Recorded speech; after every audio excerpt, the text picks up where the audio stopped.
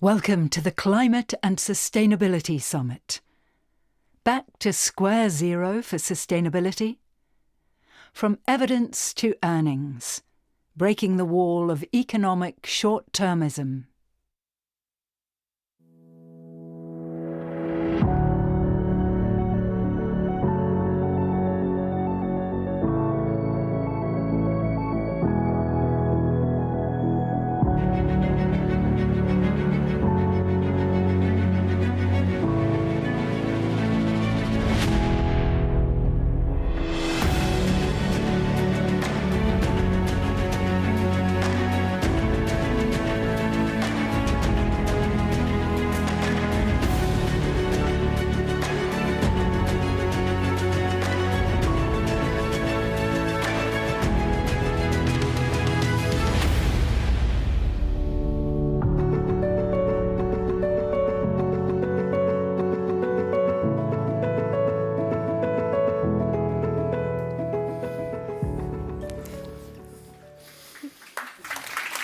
Thank you.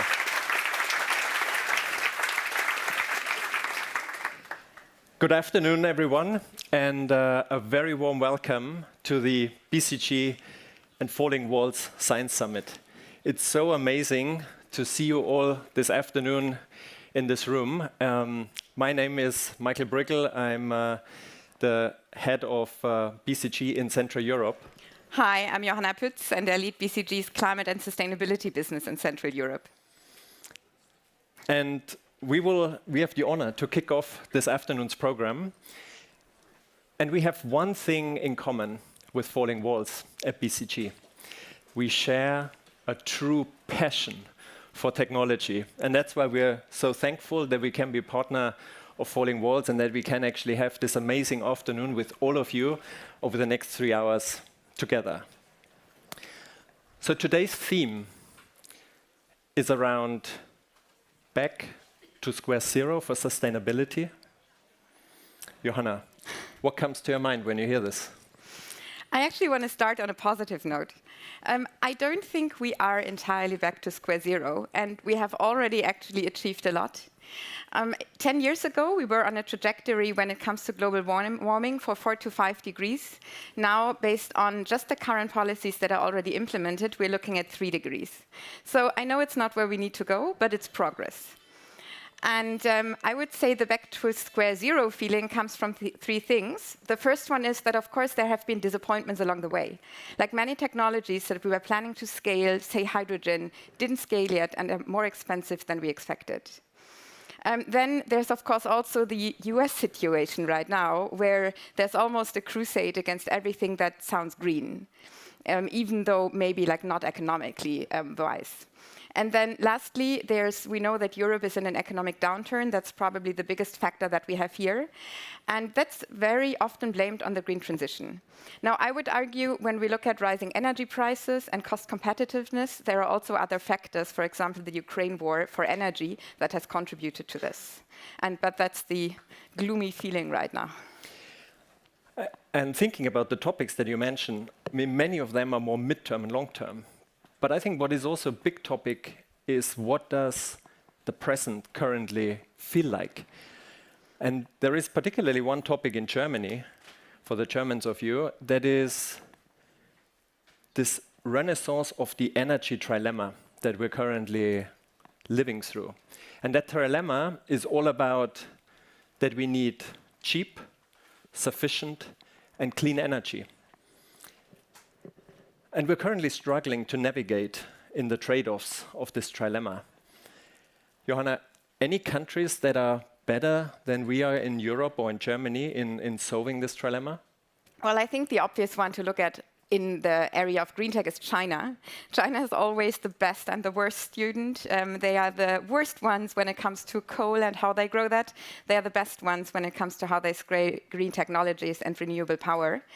I would argue they do this with a clear regard at cost competitiveness and a very strong plan and a very clear road towards execution based on incentives more than regulation. What about Europe? How would you compare that to the European situation? I think if we're honest, then I think we need an honest debate here, right? That's why we're here, because we love facts, we love data, we love analytics. If we look at this, we're behind. And we're behind because of a couple of things. I think the first one is, I think we lack a clear strategy in Europe. What are the technologies we really want to double down? I think that's for me point one. Yeah. Point two is, and we talk a lot about it, how do we get more capital into Europe? What can the governments do? But we should not only look at governments. What can private companies do? What can investors do in order to help our amazing companies scale? And for me, the most important thing is the third one. I think we need to rethink how we innovate in Europe. And innovation at the end of the day comes from collaborating and working together. And I think that means all of us need to be involved in this. The startups, the scale-ups, the corporates, and the government. And I think we need a new way of thinking about innovation ecosystems in Europe. And I hope that we get a lot of great impulses on this topic this afternoon. And that is indeed exactly why we're here today. We have structured the afternoon around a journey, starting with science, politics, and then moving on to economics and business. And we actually get right onto it. I welcome on stage Michael Brücker, Editor-in-Chief of Table Media, in order to take us through the science and politics part.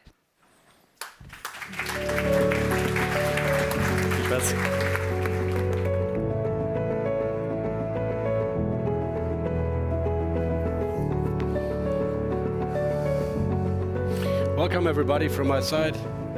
Welcome to the Falling Walls Science Summit BCG panel. For almost 11,000 years approximately of remarkable stable climate, humanity is confronted lately with a linear rise of a global temperature, but more than this, with the multiple crises, geopolitically wise, economy wise. And we have to talk about how to tackle all these crises at once, or are there different ones to tackle first? We have to do this with one of the best scientists for the climate topic we have here, right across Berlin at the Potsdam Institute for Climate Impact. Welcome on the floor, Professor Johann Röckström. The floor is yours.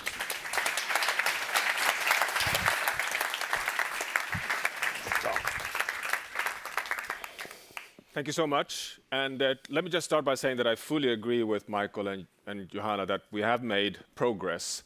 But here I want to give you a sober science assessment. And when we come to Belém, I think three conclusions have to start the discussions. Number one, science is clear, we have failed so far. Number two, we're actually at a point of danger. We are following a very dangerous pathway. And these are the 3 points that we're still on a trajectory that takes us towards potentially unmanageable outcomes. We are in trouble, and we have so far failed. That doesn't mean that the window is closed for a safe landing, for a prosperous, equitable future, but I can tell you that the only currency that matters today, scientifically, is speed and scale. We are no longer only in the Anthropocene, which is the geological epoch that Nobel laureate Paul Crutzen actually loaded as a scientifically evidenced piece of message to humanity already in 2002. We're deep into the Anthropocene. We have now just updated the great acceleration curves up until 2025, and they all look as what you're seeing here on the screen, that they confirm that we're still following this exponential rise of pressures, socioeconomically in the blue curves, and the impacts on the Earth system in green. I won't go through these in detail. They start from 1750 until today. I can just tell you that anything that matters for the economy, for human well-being, for equity, look the same. Up until the mid-1950s, you have linear impacts, and then we go off into this exponential rise. We are at this top of the curves. Science can today conclude we are today hitting the ceiling of biogeophysically hardwired processes that regulates the very stability of the entire planet. Can you imagine? For the first time, we're seriously having to address the question, are we at risk of destabilizing life support at the Earth system scale? That is where we are. 2 weeks back, we published this report. We do it every year, led by Bill Ripple at Oregon State University, looking at the state of the climate system, and all the curves, unfortunately, continue in the wrong direction. Methane, carbon dioxide, nitrous oxide, loss of biodiversity. We have admittedly started to kind of slow down the pace of increase, but I can tell you, unfortunately, we're still at a 1% rise of global emission of greenhouse gases when we need to rapidly follow a pathway of at least 5% per year reduction of global emissions. And the reference was made to this unique stability that has enabled civilizational development as we know it. And here you have the summary curve to the right here, the last 10,000 years. The zero line here is the pre-industrial 14 degrees Celsius average temperature on planet Earth. Look at that extraordinary stability for the past 10,000 years since we left the last ice age. And then you have the vertical line, which is the journey of human-induced global change. We are today at 1.3 degrees Celsius of global mean surface temperature rise, and we're following a pathway that at best, if we implement all the NDCs that are today on the table, to 2.5 degrees Celsius in only 75 years. Just a little pause there. That is like rewinding the climate clock at least 3 million years. We would push ourselves outside of the Quaternary. This is outside the life corridor of anything we have evidence that can support the world as we know it. Therefore, I don't hesitate a millimeter to say it's a path to disaster. There's no evidence that we can really, with dignity and responsibility, support human civilizations as we know it when we go beyond 2.5, 3 degrees Celsius. To begin with, we know that billions of people would fundamentally lose all life support from water insecurity, extreme events, heat waves, all forms of changes in ecosystems, but also that we're very likely not able to stop the warming at that temperature because we would start Earth system feedbacks that would self-amplify warming. Now, why am I using this hard language here with you today? Well, it's because of the observations we have. Here you have the 5 independent observations of surface air temperature to the left and the sea surface temperatures with the thousands of Argo floats to the right. These are observations.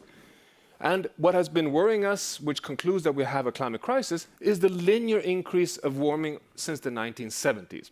That's the 0.18 degrees Celsius per decade of rise, which is entirely linearly correlated to our loading of greenhouse gases from fossil fuel burning and ecosystem degradation. The last decade shows the first signs of accelerated warming. And we don't even understand really what's happening. It's not us that have actually accelerated our emission of greenhouse gases. Actually, we are slowing down the emissions. But very likely, this is a combination, this is what science understands today, of forcing increases and feedback increases. Now, if it is forcing, which is related to the changes in air pollutants and changes in terms of land use, then that is in itself a problem, that we are causing accelerated warming, paradoxically, because we're cleaning up the air in large cities in the world, which actually warms the planet while it saves lives of human health. But what really worries us is if it's feedbacks that are changing, because feedbacks is what regulates the resilience of the planet. And we have a whole list of feedback dynamics that are starting to show signs of changing. Cloud dynamics, that on net is warming the planet more than we expected. The planet is getting darker, reflecting back less heat from space because of ice melt, because of ecosystems moving further to the poles, and because we get larger cloud cover. And finally, what really worries me at least most is that we're starting to see the first signs of reduced carbon uptake capacity in ecosystems on land. The biosphere carbon uptake, which is 25% over the past 150 years, has been this remarkable capacity of the planet to dampen the stress. Now, if this is starting to happen, that means, of course, that the planet is starting to show its first sign of getting weaker to deal with the stress that we're causing, which means that we have to go even faster towards a safe landing. And why? Because we need to avoid risks of these, which are the climate tipping point systems that we know today scientifically regulate and contribute to the stability of the climate system. We have mapped 16 of them. 6 of them are up in the Arctic. The Greenland Ice Sheet, of course, is one of them with 7 meters sea level rise. The AMOC you see there, the Amazon rainforest, connected to the 3 in Antarctica. The tropical coral reef systems, which have already been concluded as being first on the line to cross a tipping point, very likely very close to 1.5 degrees Celsius. The science is quite well advanced here. The IPCC lists these without quantifying, But this is the first quantification done in 2022 in a paper led by David McKay et al. With a large international team. Sure, there is uncertainty ranges here. What you see here with these burning embers, the furthest to the right, the higher is the probability of causing a tipping point. The x-axis is temperature, global mean surface temperature. Just look at the first 6. Those are the ones, you see the median points there, that are likely to cross their tipping points somewhere between 1 and 2 degrees Celsius. The Greenland ice sheet, the West Antarctic ice sheet, abrupt thawing of permafrost, collapse of tropical coral reef systems, livelihoods, by the way, of over 200 million people, collapse of the Labrador Sea, and the Barents Sea ice. Do we need more evidence to avoid risk? Of course, there's uncertainty here. Science will never get the precise, razor-sharp point, but these are biophysical systems that, if we push them across the thresholds, will unstoppably, irreversibly drift away from their stable state that has enabled the world as we know it to thrive. Now, you may wonder, is this not one research team led from the Potsdam Institute thinking about this? Oh, no. This is 30 years of IPCC assessments from 2001 until today on their risk assessment of causing irreversible changes in the climate system. Again, burning embers. The darker the red, the higher is the confidence in science. In 2001, the risk assessment was that it could happen somewhere between 5 and 6 degrees Celsius of warming. Between us, it means science said we have no evidence of that risk occurring. The more science has advanced, the more we learn about the complex, fragile, interconnected, self-adaptive Earth system, the lower is the temperature range of risk. And look at the range in the 6th assessment. It's somewhere between 1.5 and 2 degrees Celsius. We have so much support now that this is a risk we do not want to take. And let me just take you then to Belém. Here you have the Amazon rainforest, planet Earth's richest terrestrial ecosystem in terms of biodiversity, in terms of moisture recycling, supplying 40% of its own rainfall and fresh water supply to cities like Sao Paulo. What you see in red here is the deforestation so far. 17% has been lost so far from southeast to northwest. And climate science, if you take this, here you have the planetary boundary framework. Climate science alone, as I just showed you earlier, I didn't point you to it, but shows that the risk of tipping the Amazon basin into an irreversible trajectory towards a bush savanna is somewhere between 3 and 5 degrees Celsius of warming. Again, science showing low risk. But if you factor in loss of biodiversity and changes in hydrology and deforestation, you ask Professor Carlos Nobre and other leading Amazon scientists, they'll tell you that the risk of crossing a tipping point in the Amazon is down to 1 to 2 degrees Celsius of warming if we lose more than 20 to 25% of canopy cover. We are very close to a tipping point in the Amazon basin, quote Professor Carlos Nobre. This would mean a total undermining of life support in South America. It would have a feedback on the climate system globally because there's over 100 petagrams of carbon in this system, and it would fundamentally change life support way beyond just these economies and destabilized systems. Let me take another one. AMOC, also in climate science, puts at risk with huge uncertainty over 3 degrees Celsius of warming.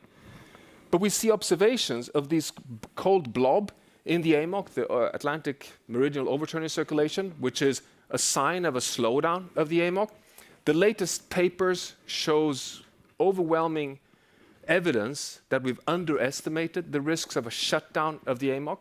We know that the shutdown of the AMOC would have catastrophic impacts across the entire world, accelerating warming, changing monsoon systems abruptly, cooling down, actually, living conditions in the northern parts of the hemisphere. And the latest paper, just a few weeks back, shows that we've underestimated the likelihood of collapse this century, putting it at 37% at intermediate warming levels. So the path we're following means that we cannot rule out a shutdown of the AMOC this century. Again, a lot of uncertainty, but if you ask Stefan Rahmstorff, one of the leading scientists on the AMOC, his conclusion today is that the AMOC shutdown is no longer a low likelihood event.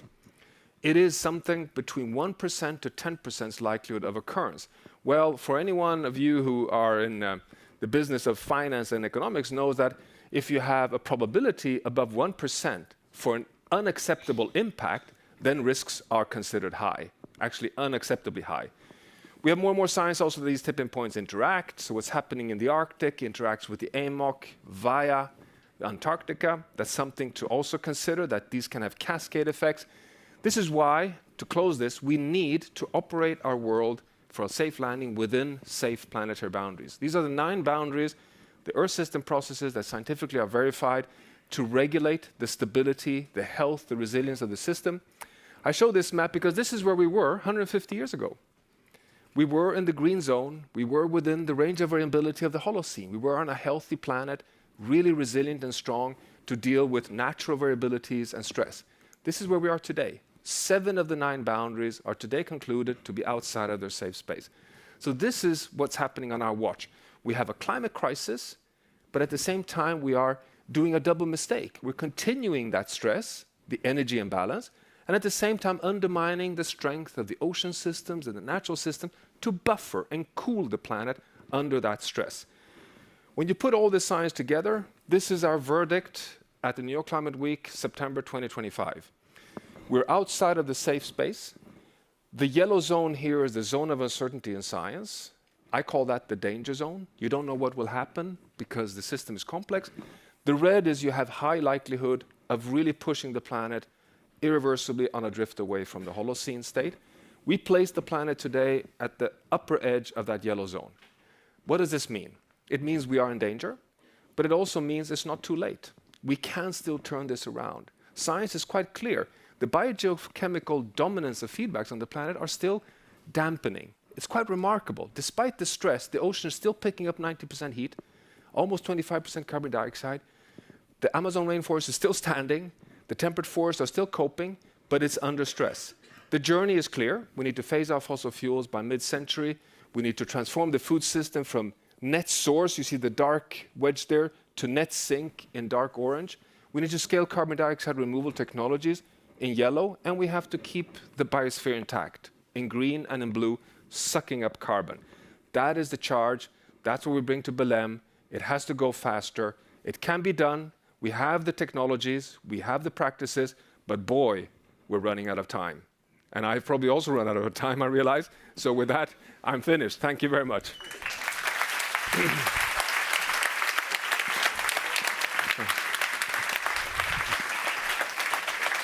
Thank you very much. Please have a seat, Mr. Rockström, and we'll get some other famous scientists here up on our stage. I don't see them. There we are. Thank you very much. For Professor Leptin, please come up to the stage. Welcome the President of the European Research Council. Have a seat.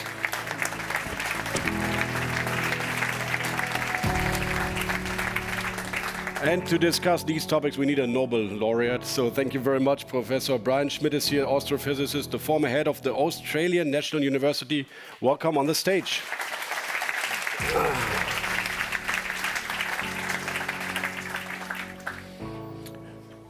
Professor Rockström, just follow up on your little doomsday presentation. Since we have a different topic here on this panel now, good news in climate science, can you give at least one latest really good news for climate?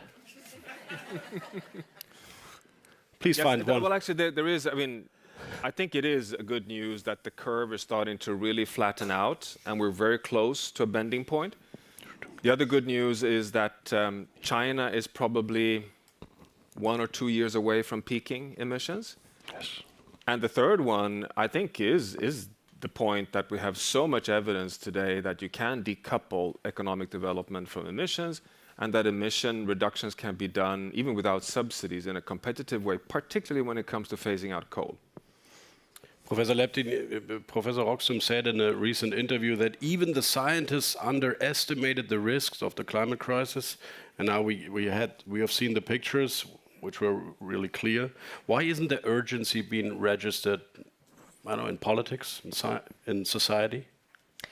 It's strange. It's really strange. You know, it's. I think it's registered. It's not reacted to. It's not politicians who discovered climate change. Obviously, it's scientists. It was not last century. It was not this century. It was not last century. It was the middle of the 19th century that the foundations of climate change were beginning to be recognized. So it's been a known fact for a really long time. And why don't politicians listen and act. They're aware of it.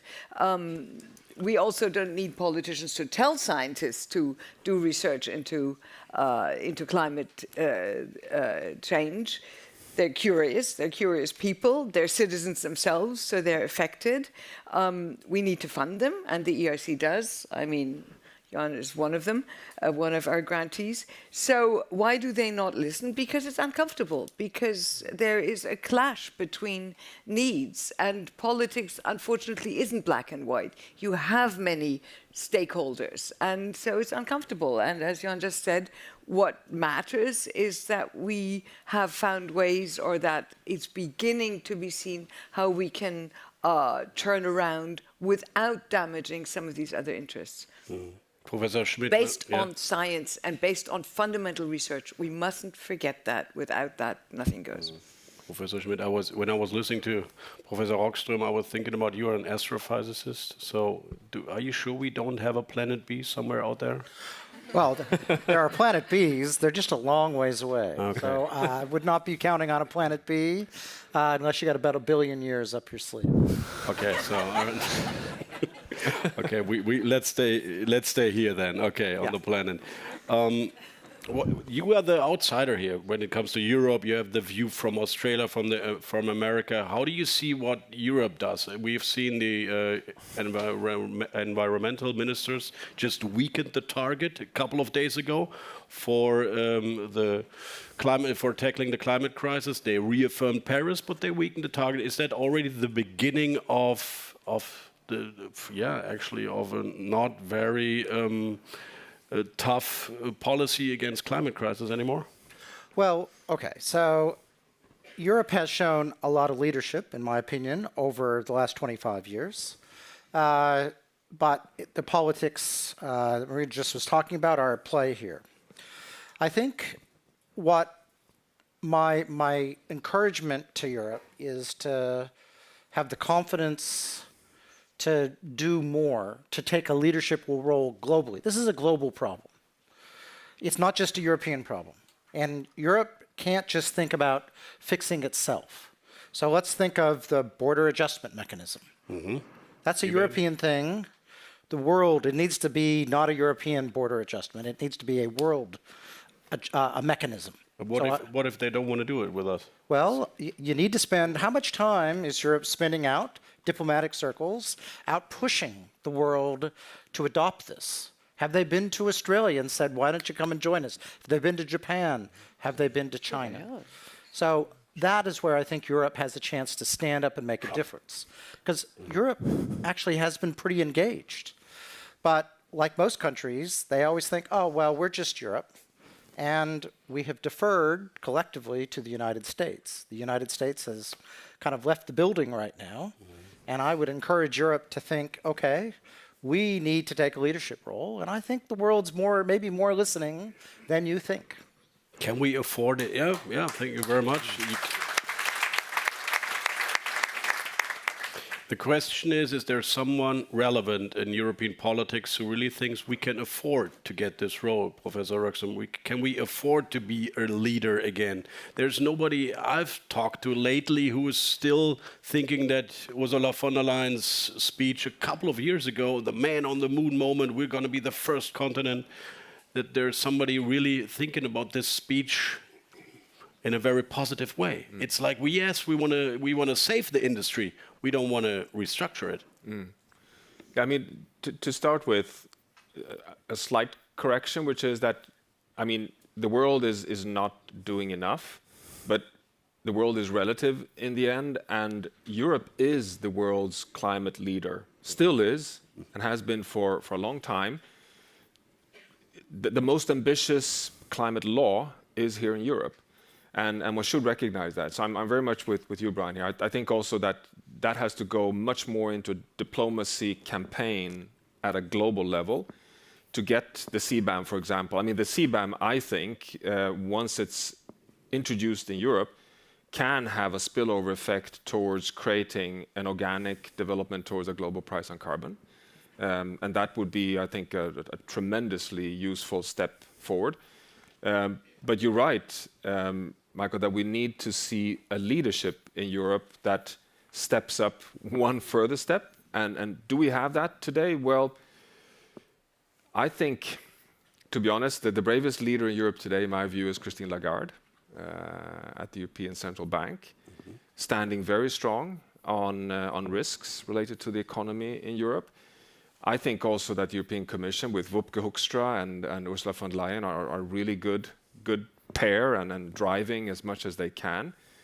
And I would also actually argue that if you look at Germany, France, Spain, the big economies in Europe are kind of on board. I think we need to be better at communicating the fact that not only that the fossil fuel-based path is a dead end, but also, which they know, of course, but they need even more proof points to show that the pathway to decarbonize the European economy is a winning path. It's the path towards prosperity, towards a much more competitive European economy. And we have the evidence pieces there. It's just this we are at this gauntlet point of a transformation, which of course is painful for many who are sitting stuck in yesterday's, so to say, energy mix.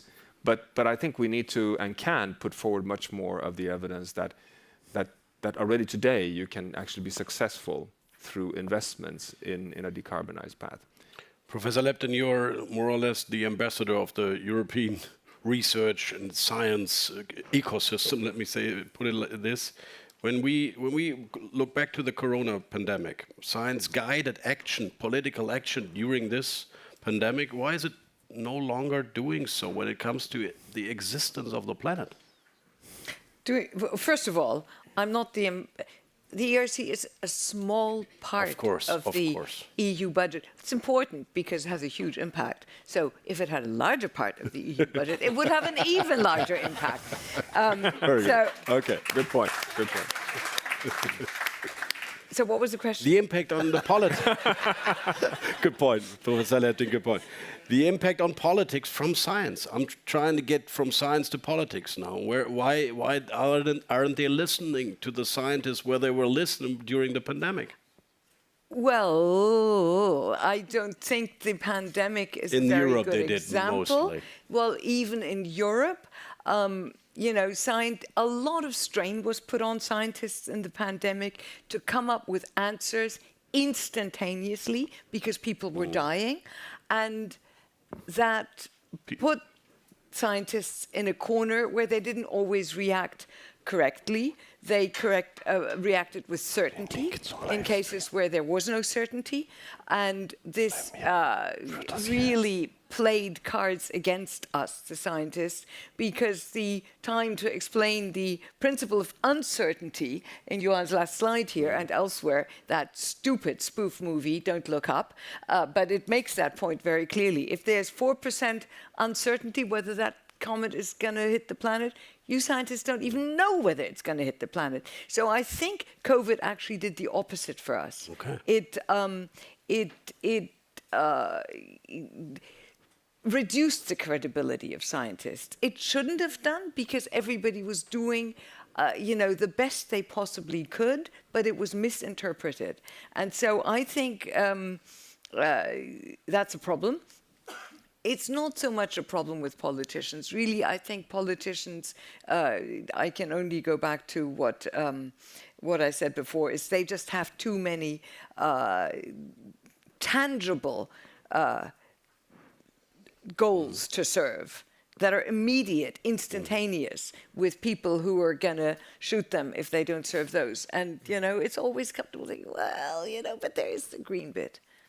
But I wanted to say one other thing about good things in climate. We have youth. We have the young people. And that's what we should use more. It's not old folks like us. It's the young people on the street that have helped a lot. And if only we could continue to have them mobilized. And the young people here in the audience as well, yes. Professor Schmidt, let's talk about science and politics in another way. Why we have a debate here in Germany about the narrative, the communication. Maybe we shouldn't say Nachhaltigkeit so often. Maybe we shouldn't say Klimawandel so often. We need to find a new narrative. That's what the climate scene discusses in order to approach the politics or the critics. Is that true in a way, or is it a debate far off track to find a new narrative? Like, for example, we need it's economic policy. It's not climate policy. It's economic policy to tackle the climate crisis. Well, we certainly need to have a narrative that makes sense and resonates with people. And that might evolve over time, but the narrative has to be based on the truth of what's going on. So it has to be a way of telling the truth. And so one of the challenges I think we have, just getting to some of the other questions you were asking, is politicians' way of survival is getting elected. So Stephen Chu, a fellow laureate who worked in the Obama administration I've just been with, as he always likes to say, Brian, the first rule of politics is to get elected, the second rule is to get reelected, and the third rule is refer to rules 1 and 2 when in doubt. And what we're seeing is that the science we're talking about has essentially a payback 5, 10, 20 years, and elections happen at 3, 4, and 5 years. So COVID was very immediate, so there was a certain engagement, but the things we're talking about, even what Johan's just talking about, are still 10, 20. He's talking about, oh, that 3 degrees is in 2100. We're all going to be dead in 2100. The young people may not be, but the point being is we have to get narratives that resonate with the 100-year notion, when all of our political narratives tend to be on the 24-hour narrative, not even a year in advance. They're literally 24-hour narratives. And I'll be honest, it is probably not the job of a physicist to figure out, more of a media person, to figure out how to get in and out of this 24/7 media cycle. That's a different panel. That's downstairs. Professor Rox, but still, let's talk about the elephant in the room, Donald Trump. Imagine you have, like, let's say, probably for Donald Trump, 3 minutes, only 3 minutes in the Oval Office with him. And he's so crucial for this global tackling climate crisis issue. What would you say? Yeah, we've actually played with that idea, and I would say I only need 2 minutes. Sure. That's good. You would start with that. It would be actually quite easy, I think, to make him shift. And the reason is that if you want to make America great again, and if you want to be on a winning path, you don't want to be going back to the coal mine. You want to invest in the modern, secure, healthy, prosperous, decarbonized, sustainable future. That is so well evidenced that it's quite remarkable that we've failed in our narratives with him, because I think he's very agnostic. He's someone who, he had Tesla electric cars on the White House, and not even thinking about that he was actually basically a big advocate for the decarbonization. And so I think he could actually be cuddled, but the mistake that has happened in the US is that everything has been baked together into one, dichotomy where DEI and everything that has to do with equity and all gender issues and, climate issues are put in the same basket. And that is in itself a tremendous failure, of course. But I think one needs to lift out the climate topic and make it, exactly as Brian says, a narrative of security, of prosperity, of stability, and of health. And we have all the evidence for that. And we also have the evidence that it's a more attractive, modern, technologically advanced future. This is the science-driven future that the US, of course, has been leading on for the past 50 years. And if they want to be a leader in the future, this is the path to go. This is what Trump is doing right now is the most secure way to lose in the competition against China. China is just moving ahead very rapidly. It's just remarkable. I mean, for those of you who've been in Beijing recently, 2 things strike you. One is the clean air, and secondly, it's completely silent. Everything is electric. They're moving ahead. And of course, this is something that I think you could... Now, I've used more than 2 minutes, I realize. But so that was a longer version. We don't need that much with Trump. He won't listen anyway. And by the way, let me say also something more perhaps provocative. I think we should thank Trump for one... There are not many things to thank President Trump for, but one thing is that he's forcing us to change the narrative. And I think this is quite healthy, actually. This has been coming for quite a long time. We've realized as environmental scientists that we have completely failed. We have allowed ourselves to place the climate and environmental topic as something out on the fringe. It's about moral obligations. It's about sacrifice. It's about stepping backwards. That's been the wrong interpretation. We've been moving very, very successfully, I think, over the last 10 years towards showing that this is a path to prosperity and security. But with Trump, it kind of accelerates that now we really are embarking on a different language. And it's so, like Brian says, it's fact-based, actually. 5 years ago, we could not say that you can actually power the global economy with green energy successfully. But today we can. We know that essentially in all markets in the world, we can actually replace, particularly coal. You don't have no excuse to produce electricity with coal in any economy in the world today. It's much smarter to do it with green technologies. Then let's turn it around to Brian, who is an Australian, so he's a neighbor of China. So let's talk about China in a bit. Is it? Almost. It's only a 10-hour flight. Better than here. For that's us, for sure. for our perspective, you're very close to China. Yes. Neighbors. Can China's green tech stimulus push us at the end all to the right direction? Yeah, I mean, I was just with Stephen Chu in China, and the acceleration that's going on there has to be seen to be believed. In the last 12 months, I think both Stephen and I kind of saw China move 5 years into the future. And I mean, it's like a sci-fi movie what's going on there. So it's going to push us. But I will say they're really good at making things big, drawing the cost curve down, but they're still using the basic innovations that are coming out of the US, Germany, Australia. And so there's a partnership possibility there, okay, that we need to see not as a threat, but as an opportunity.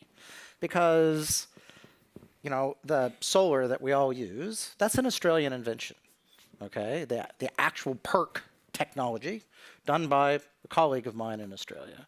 Australia got not a cent out of it directly, but of course we're the largest per capita uptake of the technology, and the reason it's worth billions upon billions a year to us in Australia is because China managed to bring the cost down to such a low level. So we're going to have to think, rather than it being a threat, them taking our ideas away, that we're going to have to think of them as a partnership. And I think China now has its own intellectual property, so they're actually more worried about protecting intellectual property.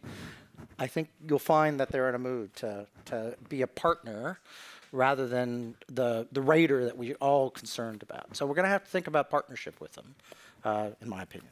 Professor Lepton, you wanted to add to this? Briefly to both. So I always love listening to Johan because of the reason, the facts, the data, the intelligence.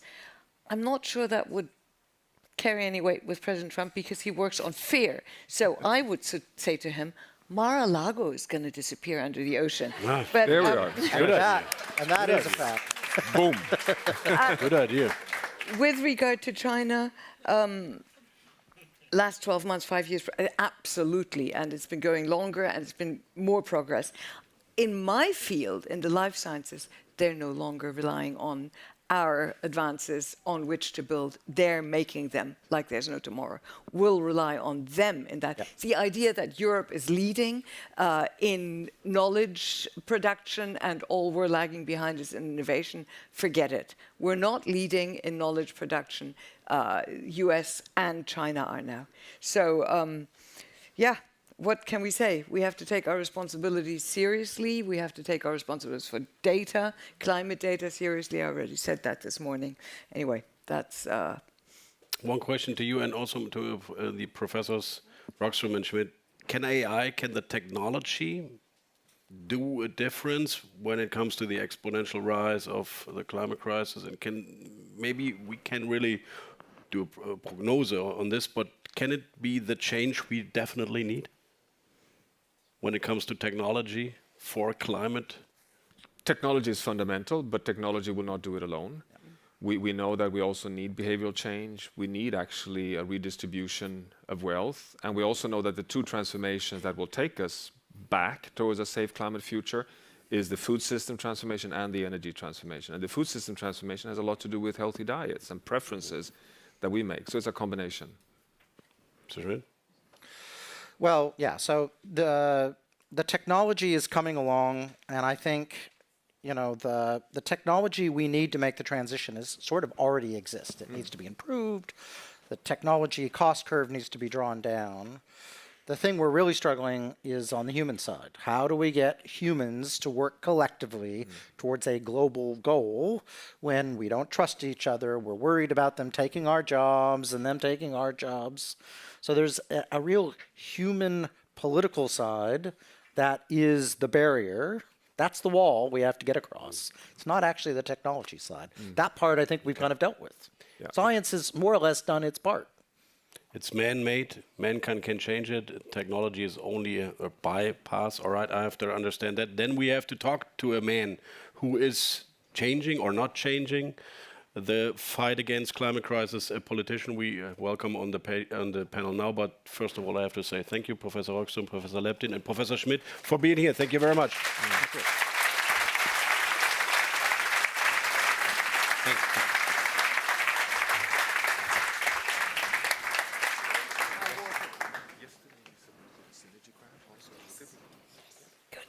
And I'd like to welcome on the stage Frank Wetzel, the State Secretary of the Federal Ministry of Economics and Energy. Welcome. Thank you very much. Hallo, Herr Frank.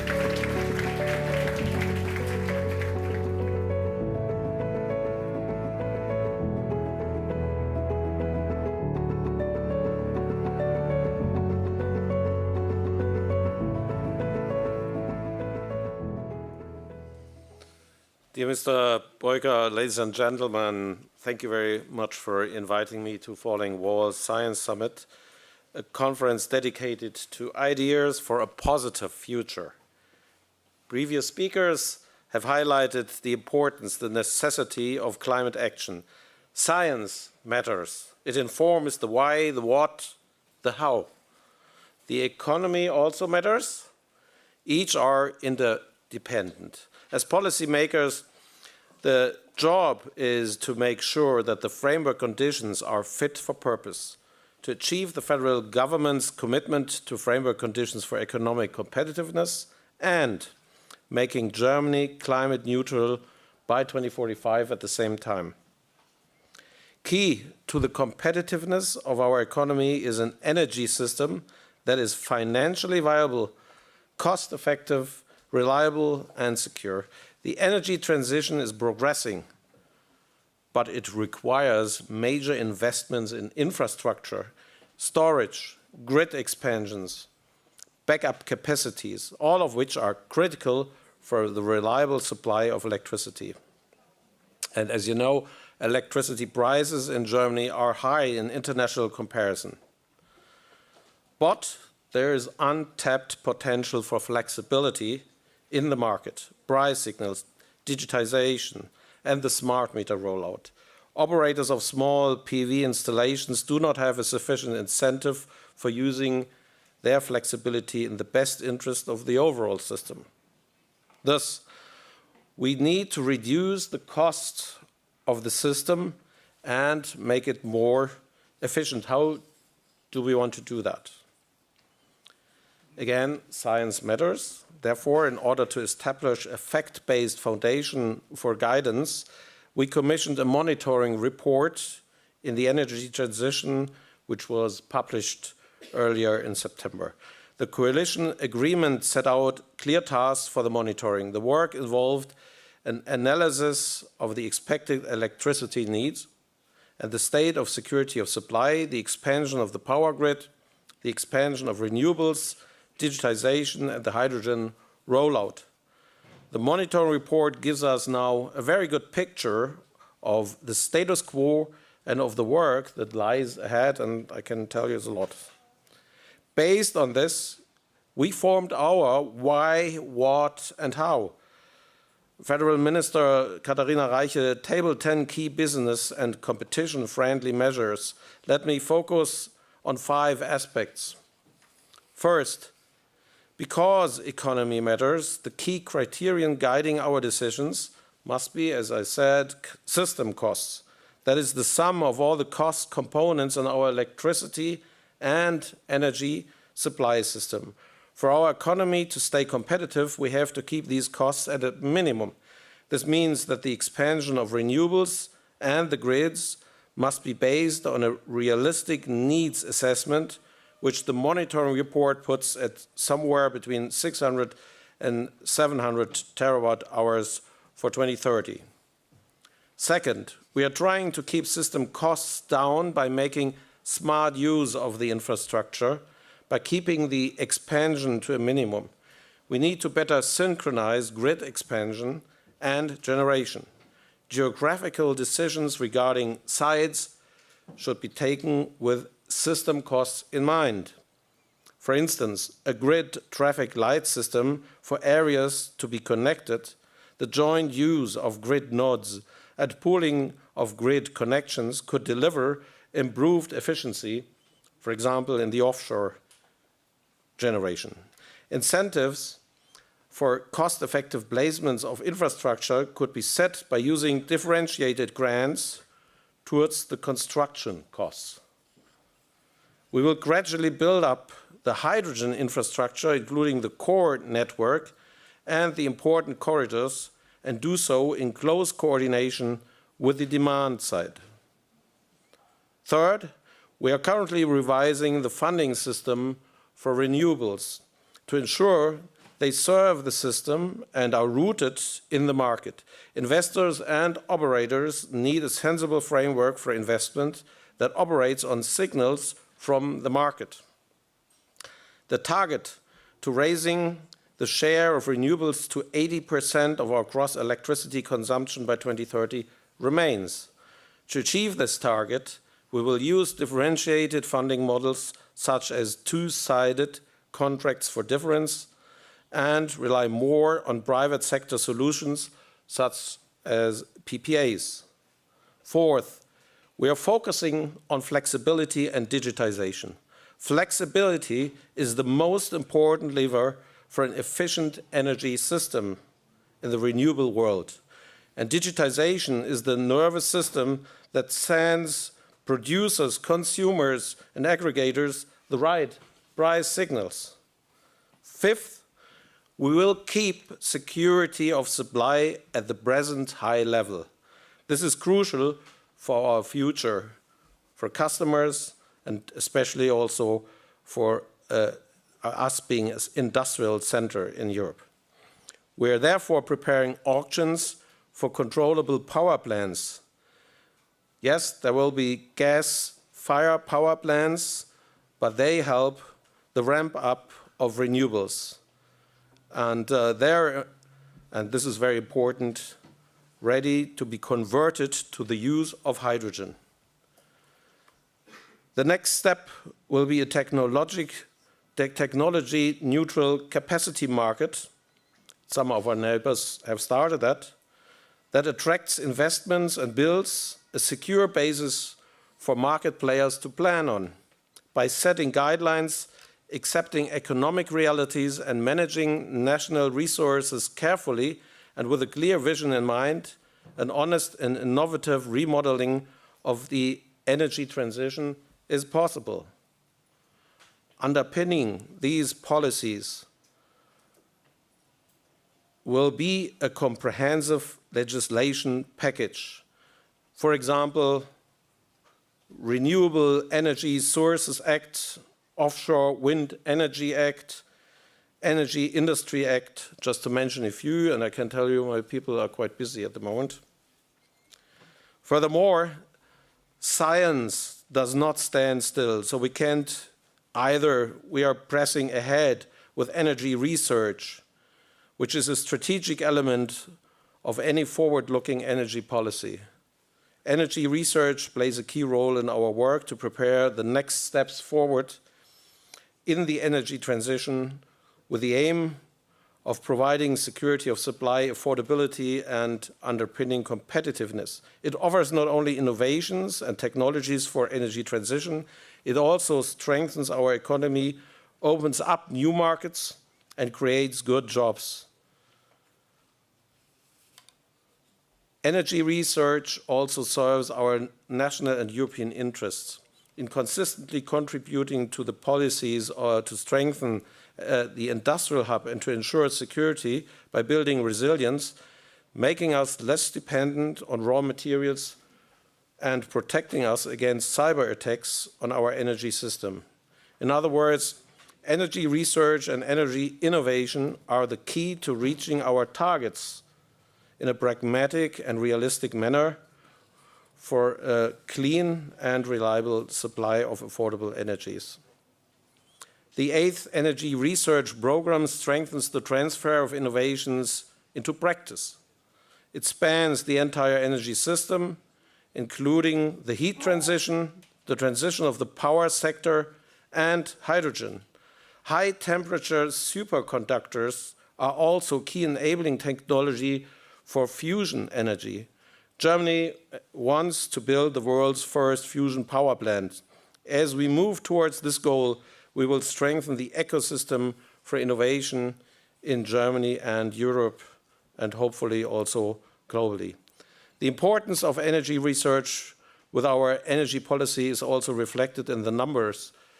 As to 2026, we will invest a much greater sum in energy research, provided that Parliament confirms the government's draft of the federal budget.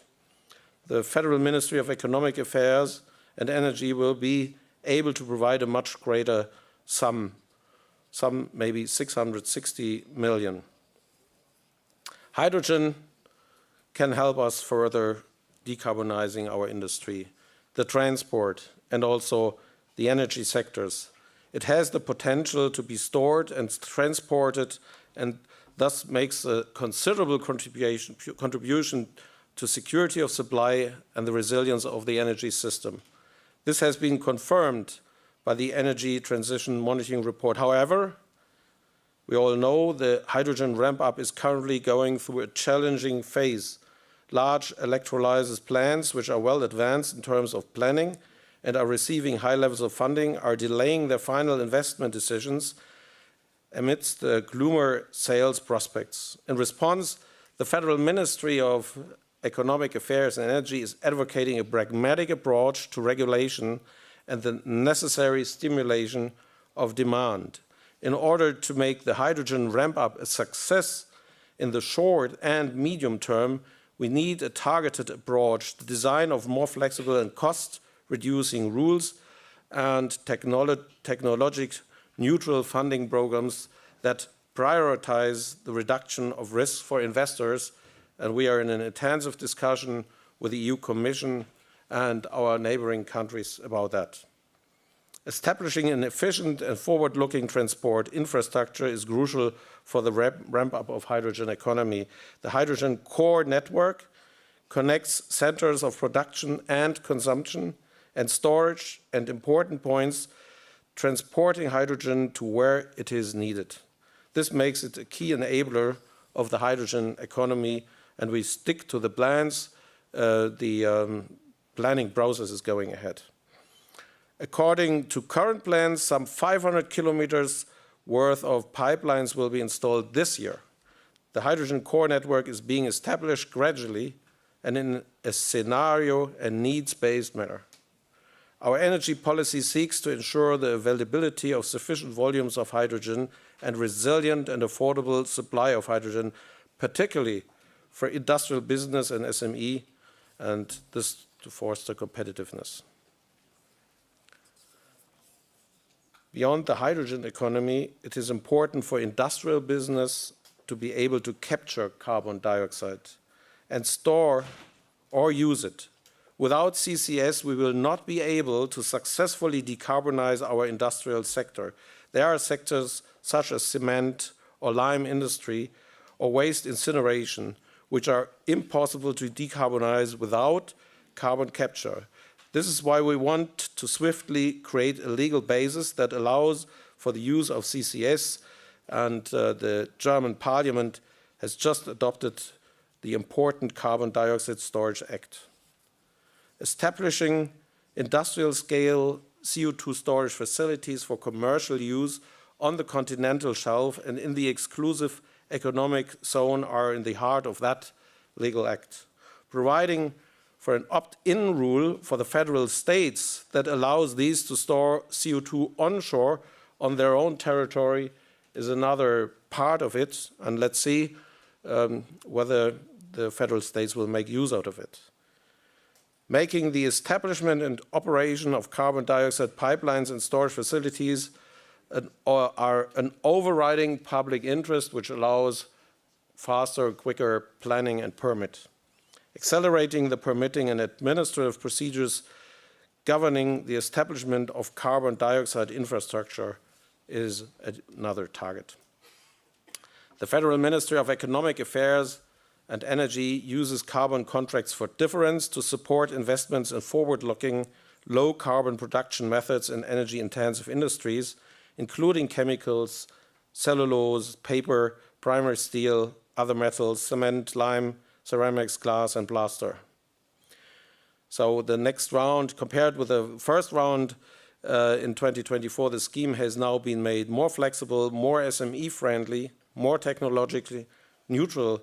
This means, for example, the CCS technology is now eligible for funding the new rules.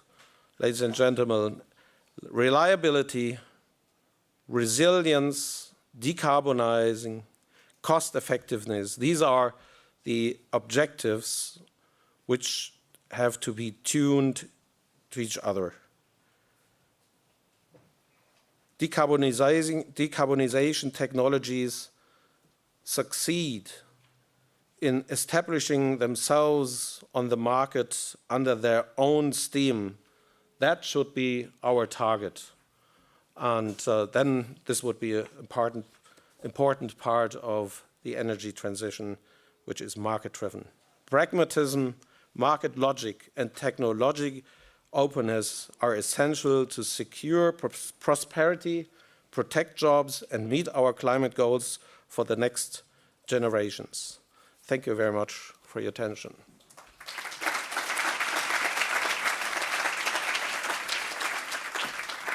And thank you so much, Mr. Wetzel.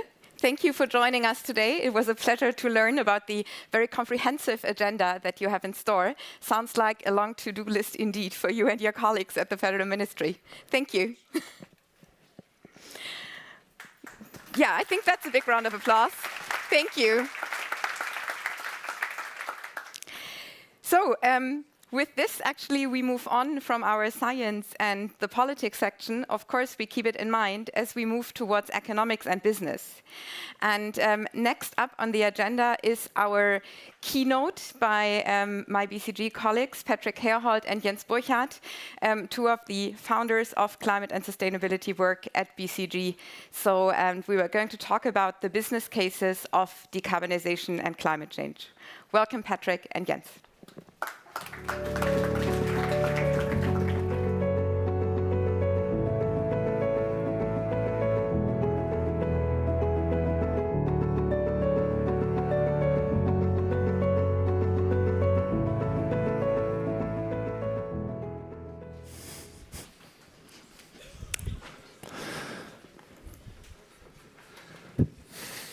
Can we afford to be leaders? Was a question I heard on the stage earlier. Now, what is the business case of climate action? It's a question that's quite hotly debated. It's usually debated with relatively easy answers, while the reality is not easy at all. So we wanted to take a few minutes to navigate this reality better. If you like the navigation, you can, I've been told to say that, download the slides with the QR code above. Now, if you read a news article about economics and decarbonization today, you will very likely encounter one of two stories. One story is the Morgenthau 2.0. Climate action is destroying our economies, it's making our energy expensive, it's killing jobs. The other one, on the other end of the spectrum tells of a green economic miracle, das grüne Wirtschaftswunder. Enormous decarbonisation investments will fuel growth. Abundant, cheap renewable energy will solve our affordability issues. Over the past years, the public perception has moved quite a lot from the left side to the right, while the reality actually hasn't fundamentally changed. And in reality, both these perspectives are wrong, because the reality is a lot more complex. So let's unpack those business cases, and let's start with the global case, which, put simply, is a no-brainer, and I think that has been becoming apparent from the discussion so far.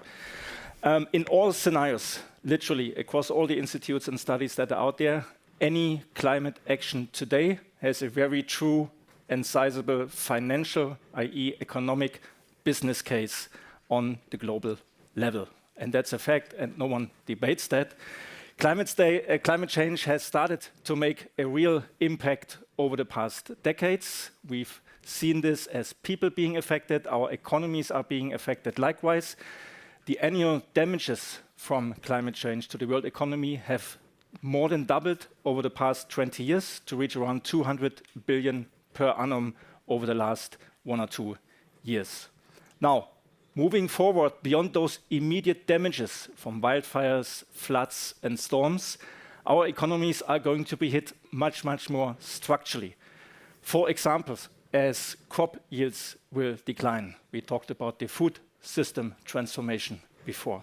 For example, as outdoor labor will become much, much more difficult, if in parts of the world not impossible to conduct.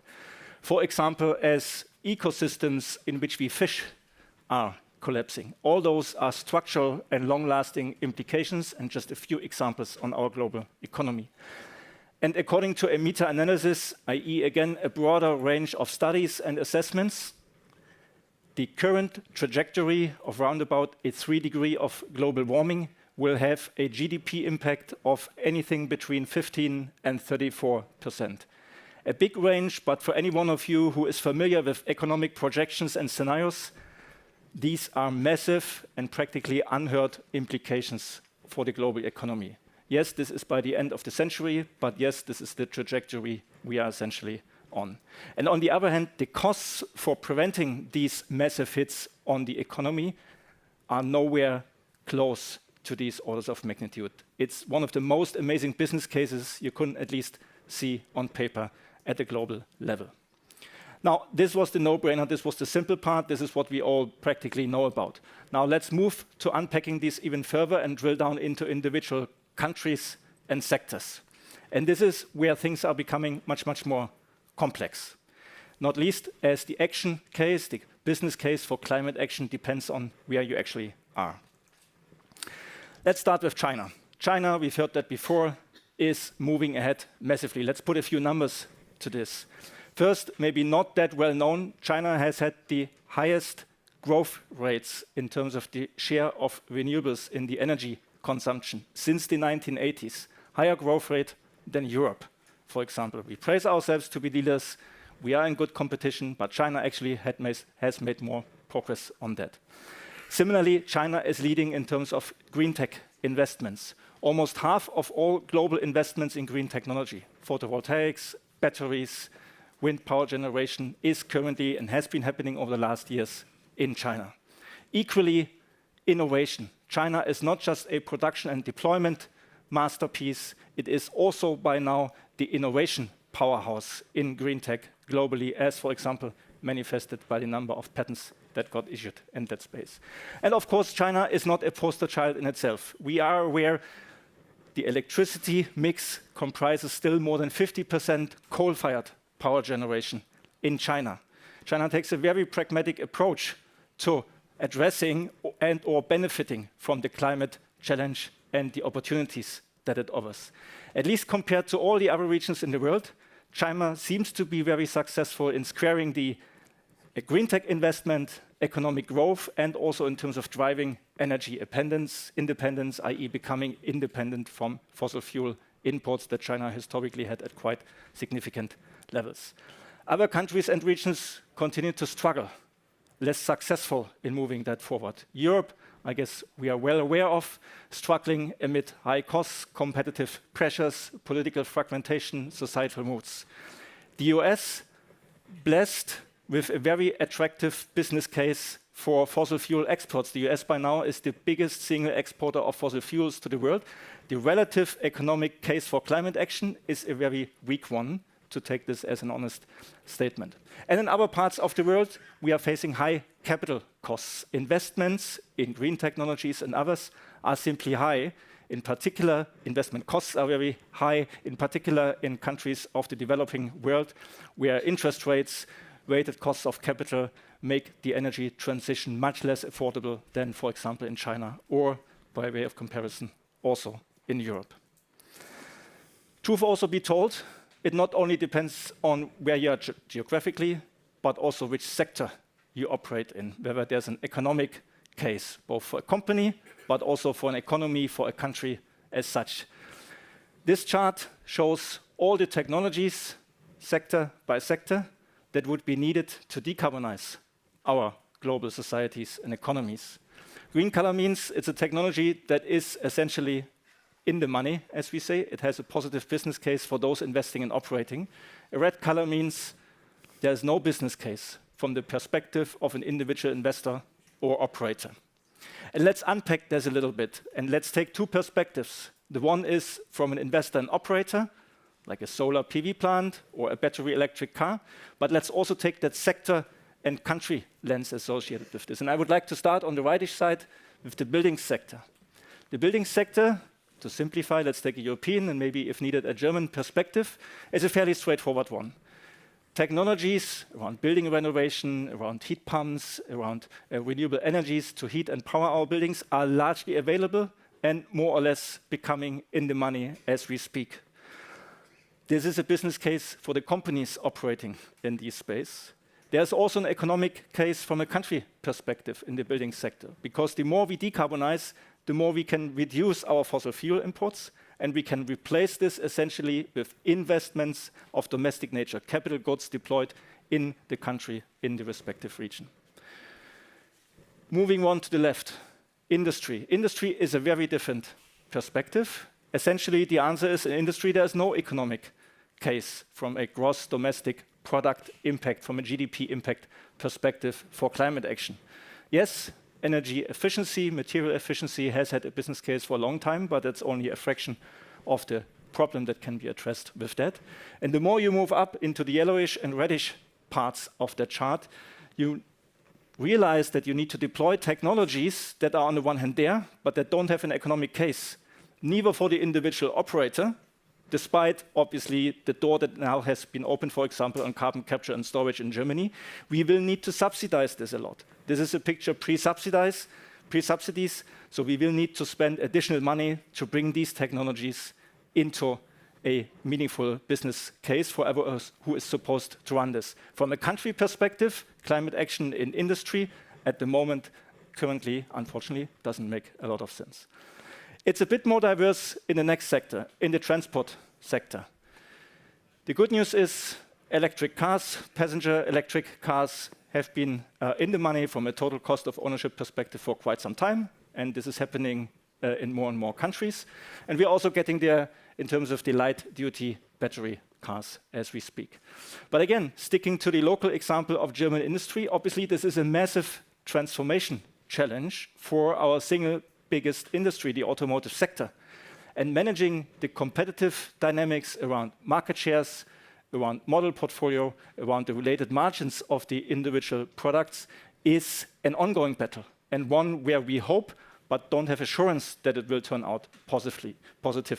So the economic case of the transformation in the transport sector, for the example of the automotive part, is an unanswered question. Let's keep our fingers crossed, and we can unpack that later. Last but not at all least, on the very left-hand side, the power sector, electricity generation. The good news is there is a business case for renewables across the board. And across the globe, we should say solar PV, wind have been in the money for a long time, continue to be, and we will see continued growth in those technologies. The bad news in that sector is that obviously this requires significant investments over a foreseeable period of time, adding up the capital costs and hence the system costs that we just heard in the prior speech, driving up the electricity costs and, where relevant, prices in the market, and hence affecting the competitiveness of all the other sectors. And at the moment, we do not really manage that risk very, very well. This is an example of Germany and German stock taking of the energy transition in terms of the system costs that we've just have heard about. Between 2010 and 2024, the system costs, how much does it cost to provide 1 megawatt hour of electricity, have increased by 70%.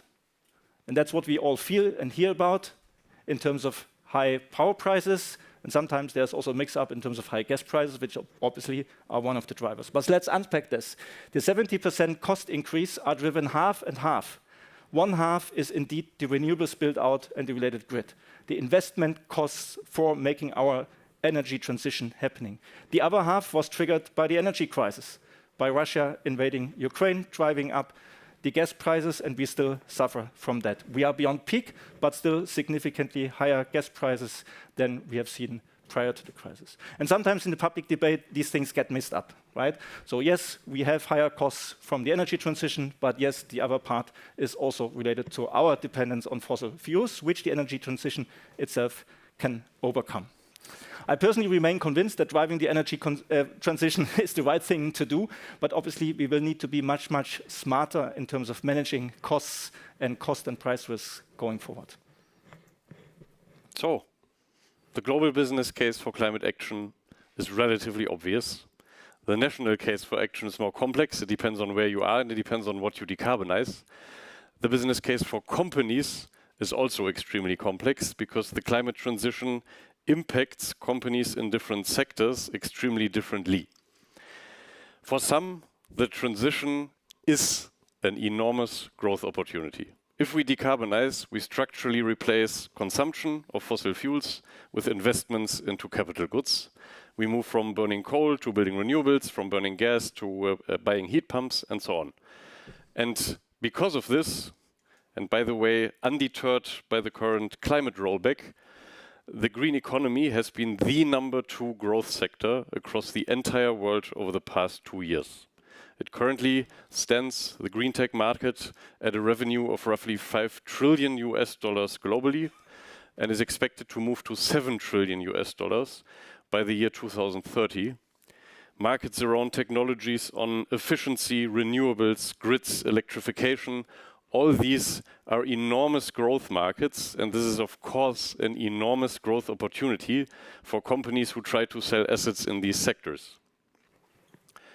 That means this promise of the green economic miracle is true, it's just not true for all companies.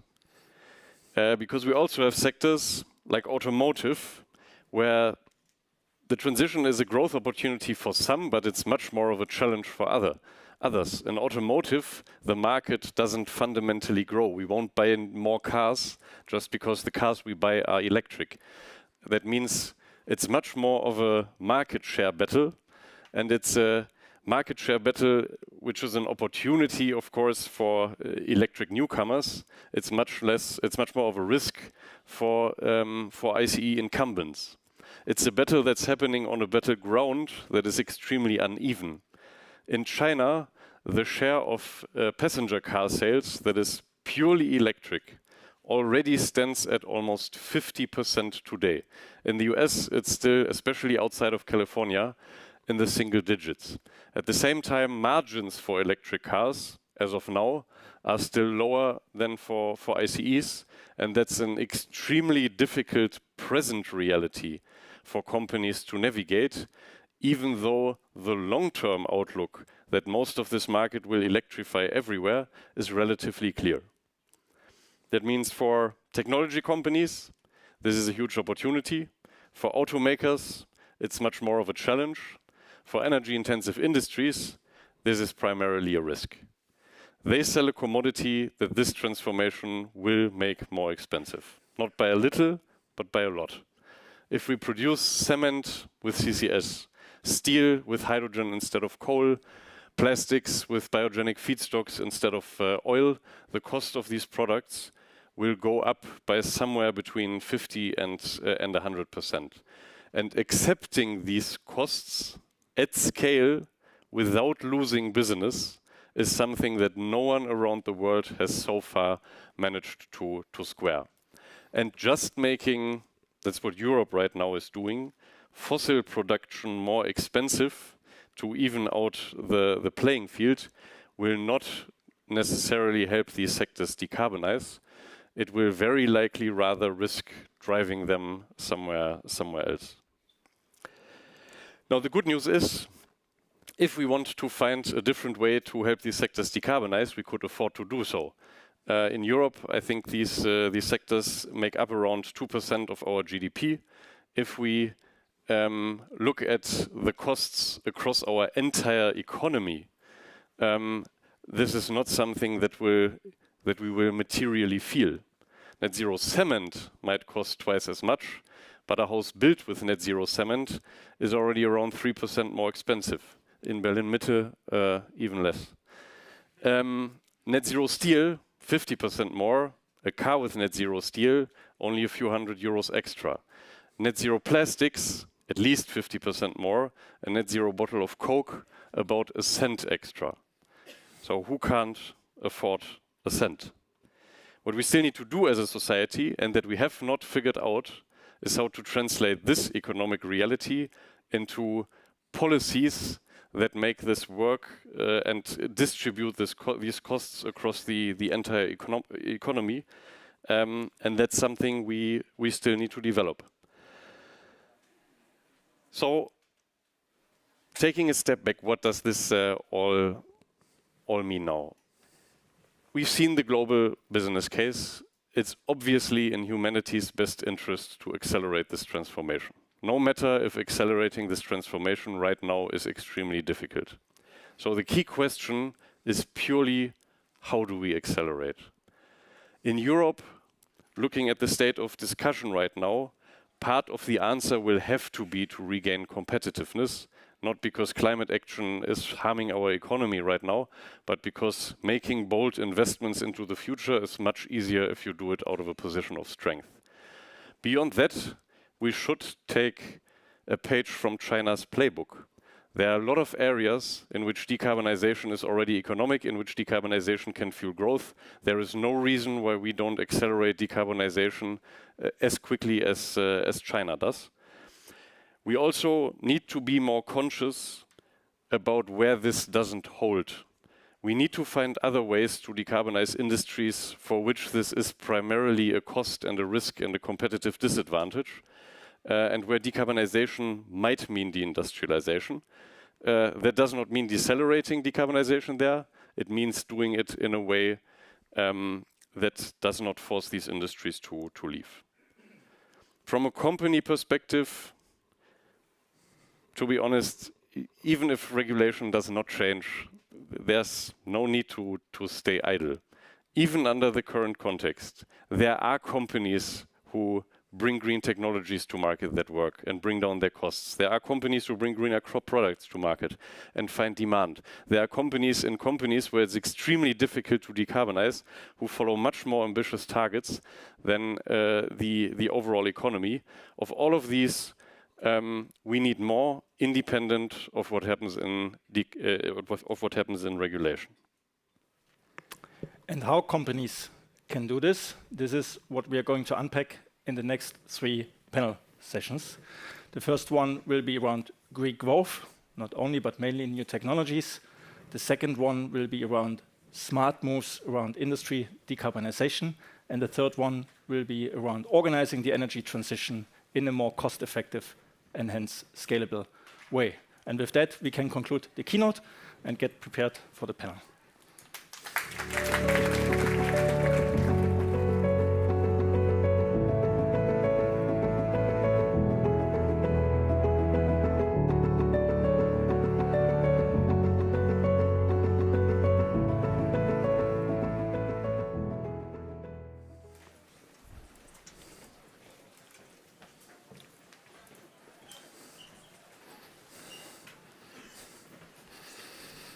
So, and I'm very happy to host the first panel with a very diverse and broad and educated range of company representatives, large corporates, small startups, each taking their share and betting their place in the green economy.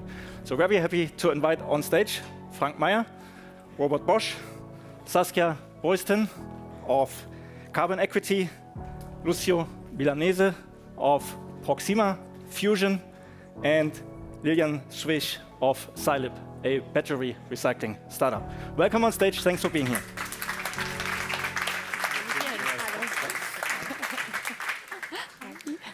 So we have seen in the discussion just now, we are living in a multi-speed world of some business cases existing, investments skyrocketing, for example, in renewables. For other green technologies that we do need so dearly, the business cases, at least from an investor, from an operator, from an owner perspective, do not exist. So let's uncover in the panel and hear from people who actually operate as corporate and company players in that space. Frank, opening with you, you have the pleasure of running and leading a more established, a more mature player in the green technology space, Bosch more broadly in renewables, you specifically in heat pumps, in building electrification. What does it take from your perspective to scale existing technologies, even more so to introduce and start scaling new technologies in the market? What are the things you're looking at? Well, I think you touched a couple of those topics. For scaling a technology, you need a sizable market. And for a sizable market, you need, at least at the very beginning, quite often a good regulatory framework. And this needs to be, for companies, plannable, mid to long-term plannable. And that's the difficulty. Yeah? So if you introduce a new technology, be it a heat pump, be it hydrogen or whatever, we usually face the difficulty that the regulatory framework holds for 2 years, 3 years, is different in France than from Germany, is different in Spain than in Italy, wherever. And that makes it difficult for companies to have a clear planning cycle and to justify the investment. So I think this is one of the very important things. Then the other thing is, of course, you need to have the customers buy your products. Yeah, so you do need to have good products. You need to have customer use cases. You need to have benefits, and you need to start, from my point of view, from the technologies that have already a business case or enter into a business case very early. You highlighted a couple of those. Energy efficiency is a business case since a long time. So why not starting there and really scaling? And we do this, and we see that solutions around energy efficiency in building, for instance, building solutions, building automation, do scale. So I think that's these two things: understanding very well the context, where can you start, and scale technologies that already have a business case. Then it's the companies to really do it, and the market usually works with its structures. And other technologies which make sense from a more global perspective, from a more global business case, they kind of need to be stimulated, but you need a framework which is long-term, plannable, and reliable. Yeah. And I assume, Julian, you're looking at long-term plannability and reliability from a very emotional cycle, right, of scaling up a startup and a technology and battery recycling around that. What would be your view on the success factors, maybe on the bottlenecks in bringing a new technology, in your case, a battery recycling plant, the first one of its kind in Dormagen here in Germany? What does it take to bring that to life? Yeah. Oh, well, we have so many challenges, of course. I think like having plannability is super important from a policy perspective, right? So as Europe, we are strong in finding consensus, but we need like joint strategy when it comes to new technologies. So we need to, like, you know, maybe look a bit in China's direction. They did a very good job in building a technology strategy and just going full steam there. And I think we could do that. However, in our particular case, you could think that actually a demand of batteries is a problem to us as battery recycler. We've seen the graphs, how actually the industry growth is slower than firstly expected. But we see that the battery market, the electrification is more mature than you can think, because we are not only relying on EVs, but also on industrial vehicles, on other applications like power tools where you need lithium-ion batteries and so on. So here, actually, that's a surprisingly not a significant bottleneck. But I think it's important to point out that as Europe, we are still quite weak in risk-taking investments in green technologies. In contrast to the US, there is so much more risk-taking, so much more entrepreneurship, and therefore the investments in growing businesses, right? You just said we're a startup, yeah, but sort of we are also a scale-up. Yep. We see that the capital for funding a company in the early days is quite well in Europe, but we are weak when it comes to scaling those technologies, putting the capital in the market, being creative on also how to invest, looking into pension funds, for instance. We need to actually change our algorithms, I think, and bring great businesses also to an industrial size. Speaking of early stage, Lucio, looking at you, and I guess on behalf of probably almost everyone here in the audience, can I take that opportunity and ask nuclear fusion? Whenever we put this in scenarios and whenever I see it, it shows up as a big game changer, right? If and when it happens, then it has the power to change the full trajectory. Where are we in terms of commercial scalability? Honest, yes. Robust, recent perspective. Yeah, of course. Well, I would say we're definitely in a matter of when rather than if. But generally speaking, we are, depending on the technology, 2 or 3 generations of devices away from a device, a power plant that actually makes net money. So it's fully commercially viable.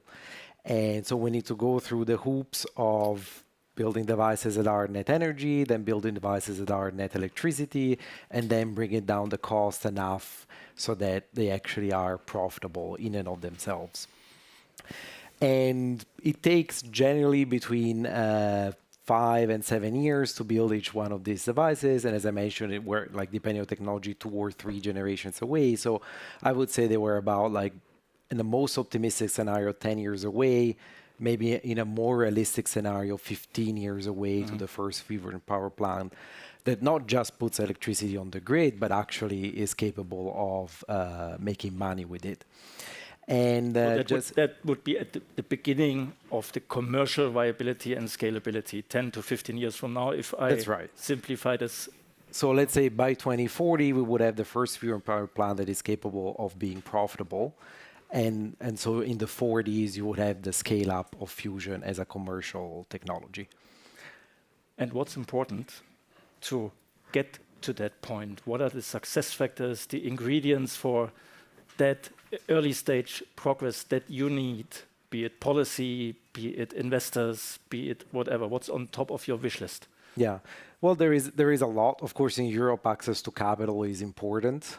We need like new tools and expanded funding, etc. for that, comparing to other geographies like the United States, where this is much easier. Like Commonwealth Fusion Systems, for example, a spin out of MIT, raised 3 billion euros for their demonstrator, and they're now already they're planning to finish it by 2027 and then start building the first of a kind fusion power plant in Virginia shortly after, so to be completed in the early 2030s. So we need instruments that can match that in Europe as well on the public and private side. Regulation, of course, is important. Fission has been killed in the West chiefly by regulation and cost overruns dictated by regulation. It wasn't really increasing safety that much, but was putting a very big commercial burden on the technology. Then, of course, working with the supply chain. When you say regulation has put a commercial burden on the early stage, what exactly is happening? Yeah, I can relate to a safety discussion, but a commercial expectation in a very early stage? Yeah, so what I was talking about is fission, but for fusion, I think right now every country is working towards a fusion regulation. And there are diverging approaches, and approaches that are too restrictive would basically make fusion much less economically attractive in that region. And the instinct of many governments is to take the fission regulation, which is applicable to a completely different technology, and kind of adapt it.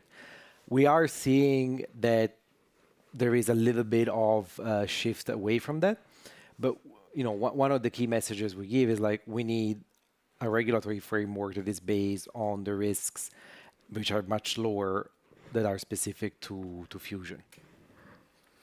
Yeah. We've heard a lot about the various levels of investment. Saskia, your organization, Carbon Equity, has been founded and set up to help channel private sector investments and private person investments, I would almost say, into those green tech startups and scale-ups. How do you look at that space that we had essentially here on the panel, right? Mature scaling technologies and then various degrees of maturity and level of impact. How do you look at that from an investor perspective? So squaring risk, returns, impact. What are the metrics, the things that you're looking for? Yeah. Well, maybe first taking a quick step back. I mean, the UN estimates that we need something like 9 trillion in capital on an annual basis to make sure that this green transition is actually happening. And what that actually says is we need a lot of capital. And I think that's one of the things we're trying to do too. But what that really means is we need different sources of capital. We need governmental funding that includes all types of different funding. That means private sector capital. And it also means pension funds adding more, insurers adding more. And what we're trying to do at Carbon Equity is to mobilize a new type of capital, namely capital from private individuals and family offices that currently is not being invested in private markets and therefore in the climate transition, to go into this field. We do that through various ways. This is not a company pitch here, but we see that adding private people's capital that is currently idle on bank accounts is one very important lever to push the climate transition and generate more money into this. And there are trillions on bank accounts of private people. So that's the first thing. The second thing I would say in terms of stages, we just talked about it and Lillian alluded to it. I mean, Europe is great at early stage. We have some of the highest numbers of clean tech startups in Europe, also compared to the US. And we're also great in infrastructure financing, because I think that's good for our European soul, particularly our German soul. It's something very conservative. We know how to do it.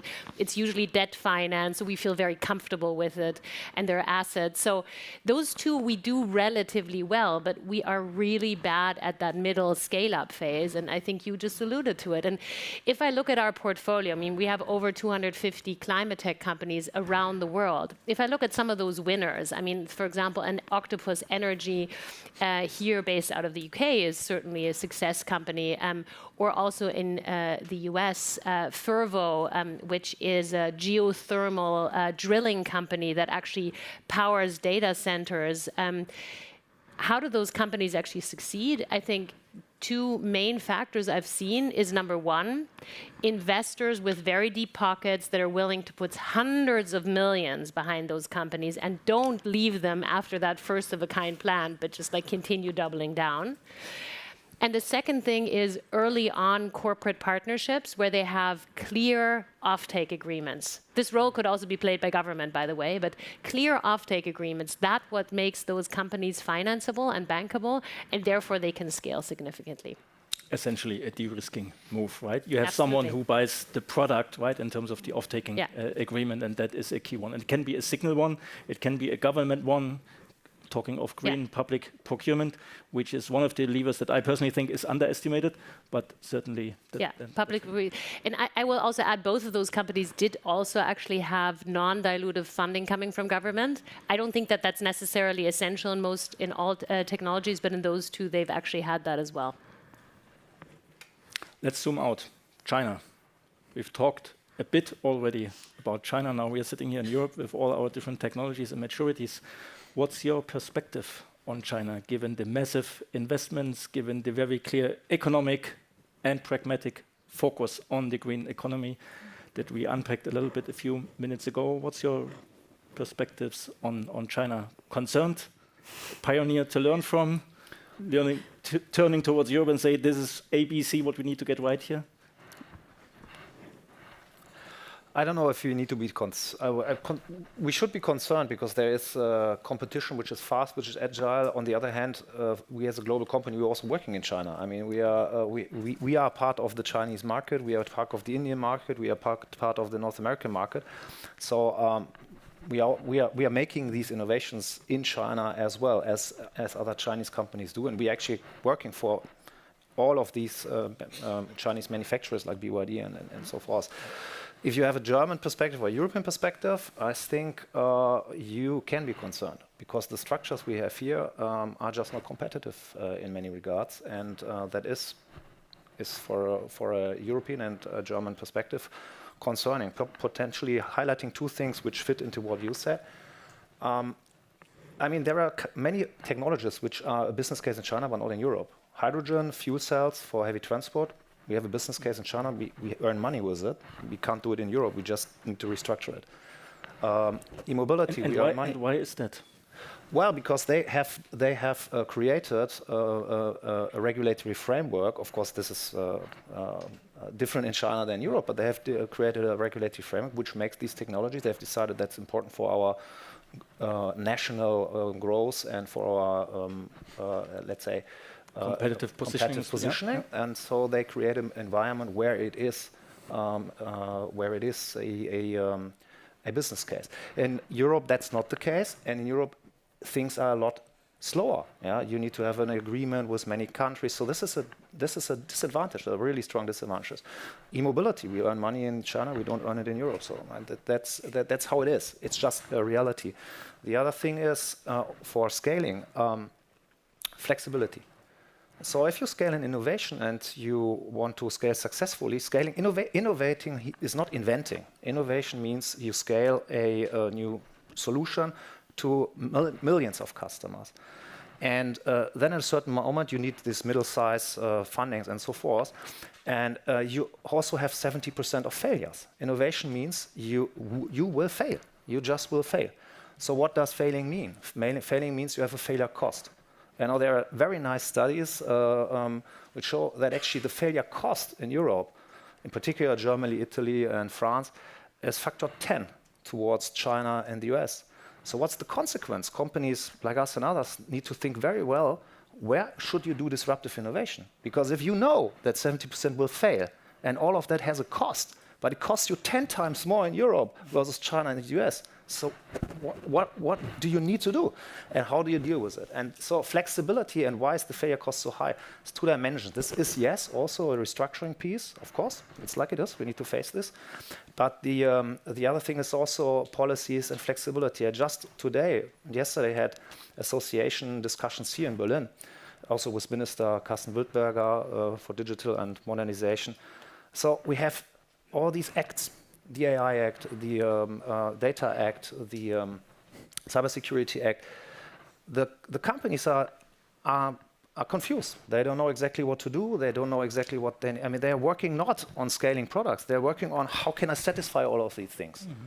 And then this inconsistency is in them, and so you don't move. You're not doing anything anymore because you just don't know how you can actually satisfy the requirements. So that's toxic. That's toxic for innovation and for doing business. That's not the case in China. It's not the case in the US.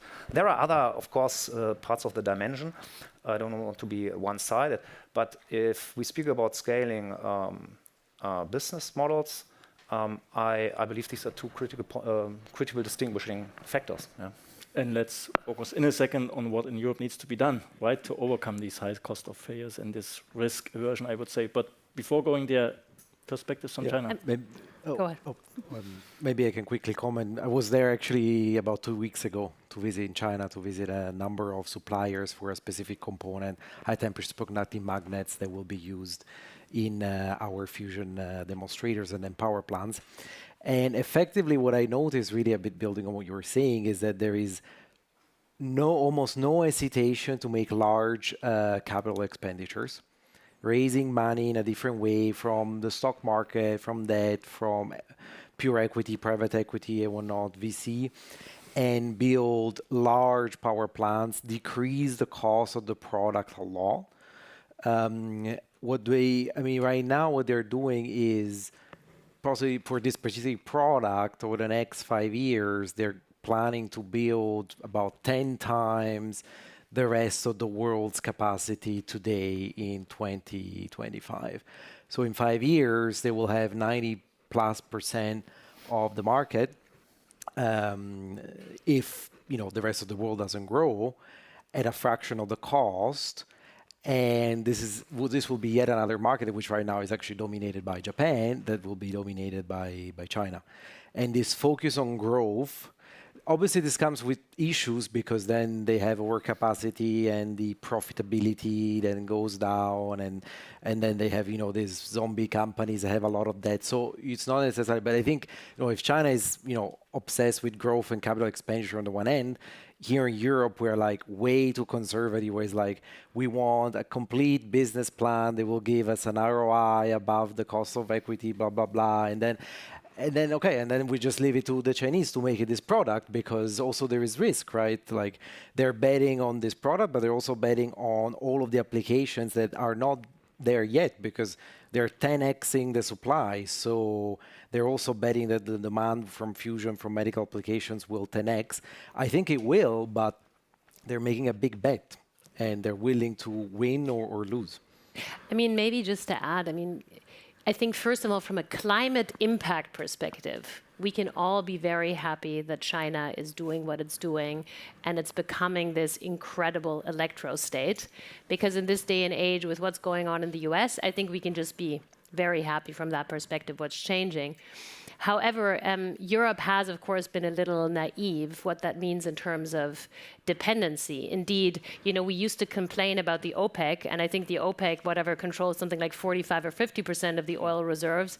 Well, China now, in many cases, dominates the electricity market up to 80, 90%. So we've been a little bit, let's say, sleepy on that front. And if you make it very concrete, we want to get away from fossil dependency in Europe, like 45 or actually 50% of our energy we actually currently have to import. So we need to clearly build more renewables here in Europe.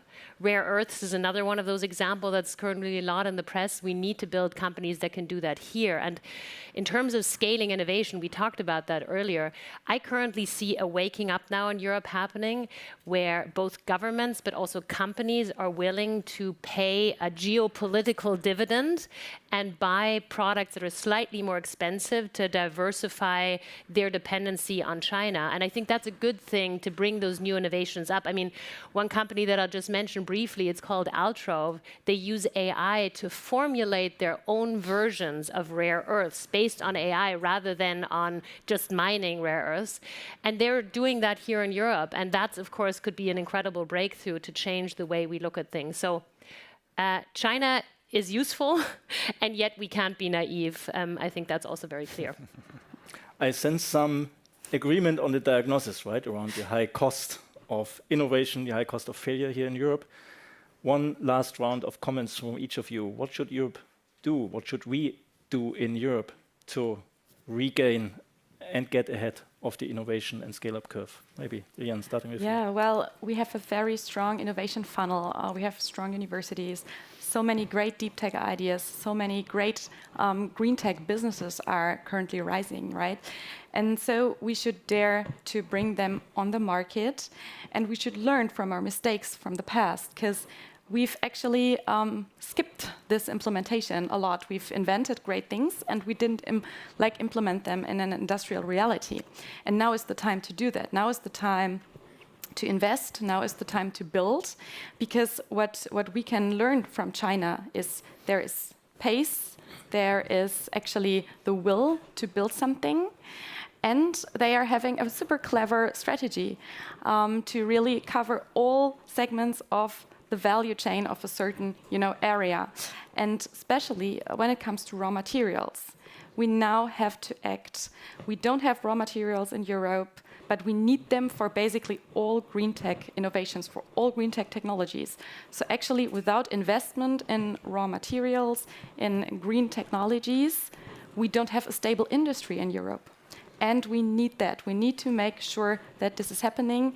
And so without raw materials, you cannot build anything. And therefore, we should act now and actually change gears.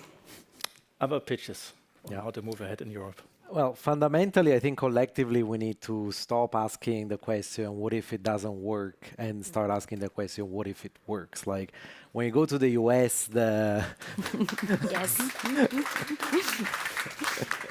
that's the biggest difference that you feel, right? You know, that vision. And I mean, there is a very concrete reason for this, is that because a lot of people made a lot of money putting early investments, or even just not early investment, just buying the stock on the stock market when it came out, like from whether it's Google or it's Uber or it's Nvidia, like or it's Airbnb, things that people were kind of laughing at maybe the first day or like weren't aware. Now they're multi-trillion-dollar companies, and so that's why they have this and we don't have it. But we need at least that first generation of like building trillion-dollar companies in Europe, so that we have to make an effort to pull ourselves up on that front, and then the capital can be recycled, and also the optimism can be recycled. And then the other, and I know we don't have that much time, but the other point is we often hear, government shouldn't pick winners. We need to be technological open, etc., etc., etc. Yes, but also we need to pick directions on things where Europe has leadership, like for example, magnetic confinement fusion, and then like double down on that. Because if you take however amount of money and you just spread it over like 10,000 things, you're never going to make progress. Being mindful of time, as you say, I guess that discussion around scalability for Europe, competitiveness, etc., would be worthwhile filling many more panels. For now, a big thank you for being here, for sharing your perspective. Big thank you also for listening. And we move on to the next panel. Thank you.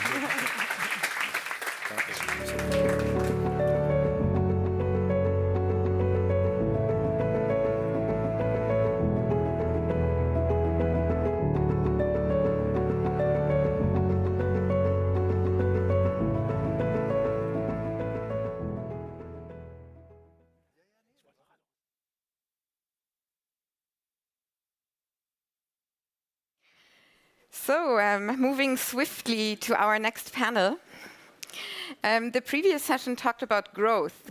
Growth, of course, also interests us in the next panel now. But we also want to talk about transformation. My guests for this panel are all amazing business leaders that work in companies in very successful and very established industries, servicing and producing products that we all use on a daily basis. Unfortunately, many of these products have CO2 emissions, so they need to change. We're going to talk about how to affect that change and still have and continue to have successful and profitable companies. So for this discussion, I welcome on stage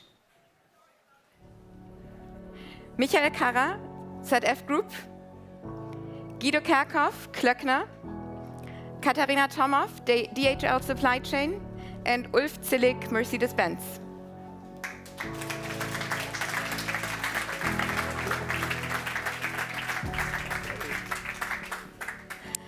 Thank you for joining us today. I think great insights already from our previous discussions, and let's add the industry practitioner's perspective to this, I would say now. Ulf Zillig, let's start with you, and let's talk a little bit about your sustainability journey at Mercedes. Mercedes has actually been one of the first OEMs to put out a very ambitious climate strategy, Ambition 2039. I think it's 2019 or so when you went to market with it, right, yep. And you decided to commit to carbon neutral cars across the entire life cycle of a car by 2039 without regulations stipulating that that is needed or necessary. So can you explain to us why did you do it? What was the business rationale? Yeah, that's true. 6 years ago, we placed this Ambition 2039. First of all, we have it all heard in other panels. We said that's a sustainable business strategy. That's very important. Sustainability without business is not working. So we say, okay, what does it need? First of all, it's a strategic decision. We made a strategic decision that we are not only a car manufacturer, we want to be a key player in driving sustainable and a connected and also an efficient future society. And when we look on our surveys, we did a lot in regions with our customers. They gave us a clear feedback that they have a personally impact and like to have a sustainable product, yeah, and therefore we are going for. And only to make that also clear, if you go nowadays in recent in studies, you see with the millennials and the Gen Z and Gen Y, they are, that's a restriction. They don't need any more not sustainable products. So that's a clear statement that we have to do.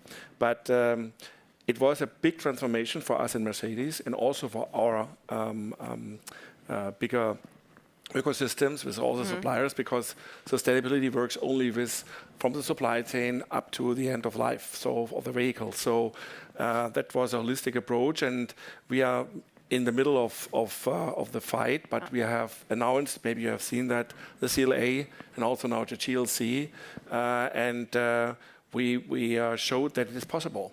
And only one quick step further, we have also brought up with a technology program, Tomorrow XX, a new in the next 2 weeks we will announce that, a new technology program to show what is on the cutting edge technology possible when you go for decarbonisation, resource use, and also for circularity. Okay, showing the art of the possible. Yeah, that's it. That's a driver in our system, yeah. Okay, excellent, thank you.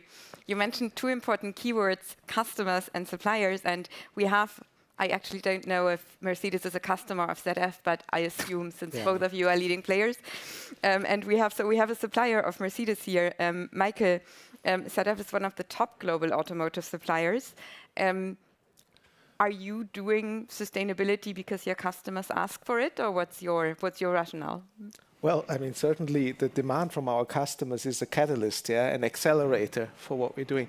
When we started our sustainability journey, as we are doing it right now, about 4.5, 5 years ago, at the beginning, I believe it was a mix of regulations showing there is something out there, we need to react.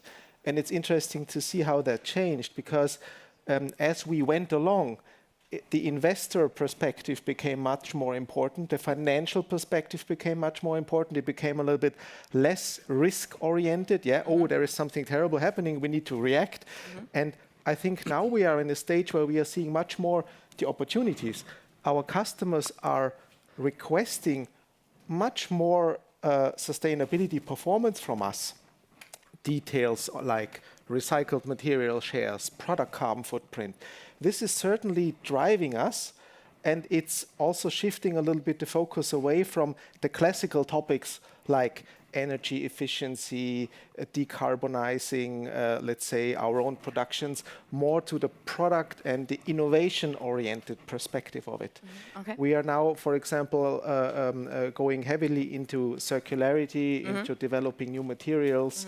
We are trying to show our customers what's the added value or if that we can offer, and sustainability becomes now a little bit more something normal, embedded in the business. And a differentiating feature for you. Exactly, a USP for us, where we believe that we can show that we, on the one hand, deliver constant value to our customers, at the other hand, have something for us that we are competitive in the future. Okay.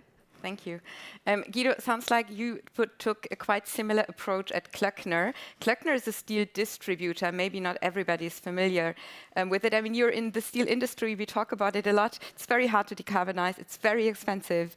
Yet you are convincing your customers to buy green steel. How do you do that? We largely, or for us, the question is you're largely in one product, it's steel. We do have some stainless and some aluminum as well, but largely steel. The question first was, is steel part of the problem, only part of the problem, or is it part of the solution? If it's not part of the solution, thermal coal is not part of the solution. You disappear, and then your business disappears over time. But what we saw and what we found out is steel definitely is way more part of the solution than part of the problem. We've seen it in the previous presentation. It's so cheap, and it can be decarbonized largely. The technology is available. It's expensive, but in the end product, it doesn't play a role. It's not important. If you double the steel price, car prices goes up 2%. So that's affordable. One of the cheapest, and you address 25% of the carbon emissions of that car. So what we thought then is, now, if it's one of the cheapest, most affordable ways of doing the decarbonization, we need to create and help our customers on transparency. What is there so that they can compare to other products. The industry, the steel industry, was a bit hesitant to just go for PCFs and compare it with other products. But we thought from the beginning, if our product is better than others, we need to make it comparable so that people can then judge and engineers can find out what is the cheapest way of getting decarbonization done, because people want to consume. And that's why we created all the databases, and so we can have Scope 1 to Scope 3 certified for our customers, TÜV audited, so that all our customers can be safe and sure on how much the carbon emissions are. And that helps to convince them. And I think more steel is indeed more part of the solution. And your customers are requesting this transparency? Yes, they do. They want to have the transparency, but as largely in the end products, they cannot show what the value is, because if you buy a product, we all as customers are stupid, and they keep us stupid. We don't know what the carbon footprint of the production of a car or dishwasher or what have you is. So they say largely, how can we monetize it? Because it doesn't give us any advantage. We're not forced, and there is no transparency on that. So, you know, if a car is electric, it's deemed to be green. Whether you produce it in a green way or not doesn't matter. And that's why there is quite some hesitance to pay, because cost pressure, if you take a look at the auto sector in Germany, is high. So they want to buy the cheapest they can get. Great. Let's bring Katharina into the discussion. Katharina, DHL Supply Chain offers warehousing and transport services. That's actually also very often considered hard to abate, because you have to invest so heavily into changing the fleets that you operate on a day-to-day basis. So what do you do to decarbonize your business, and what drives you based on all of the other reasons that we've heard here?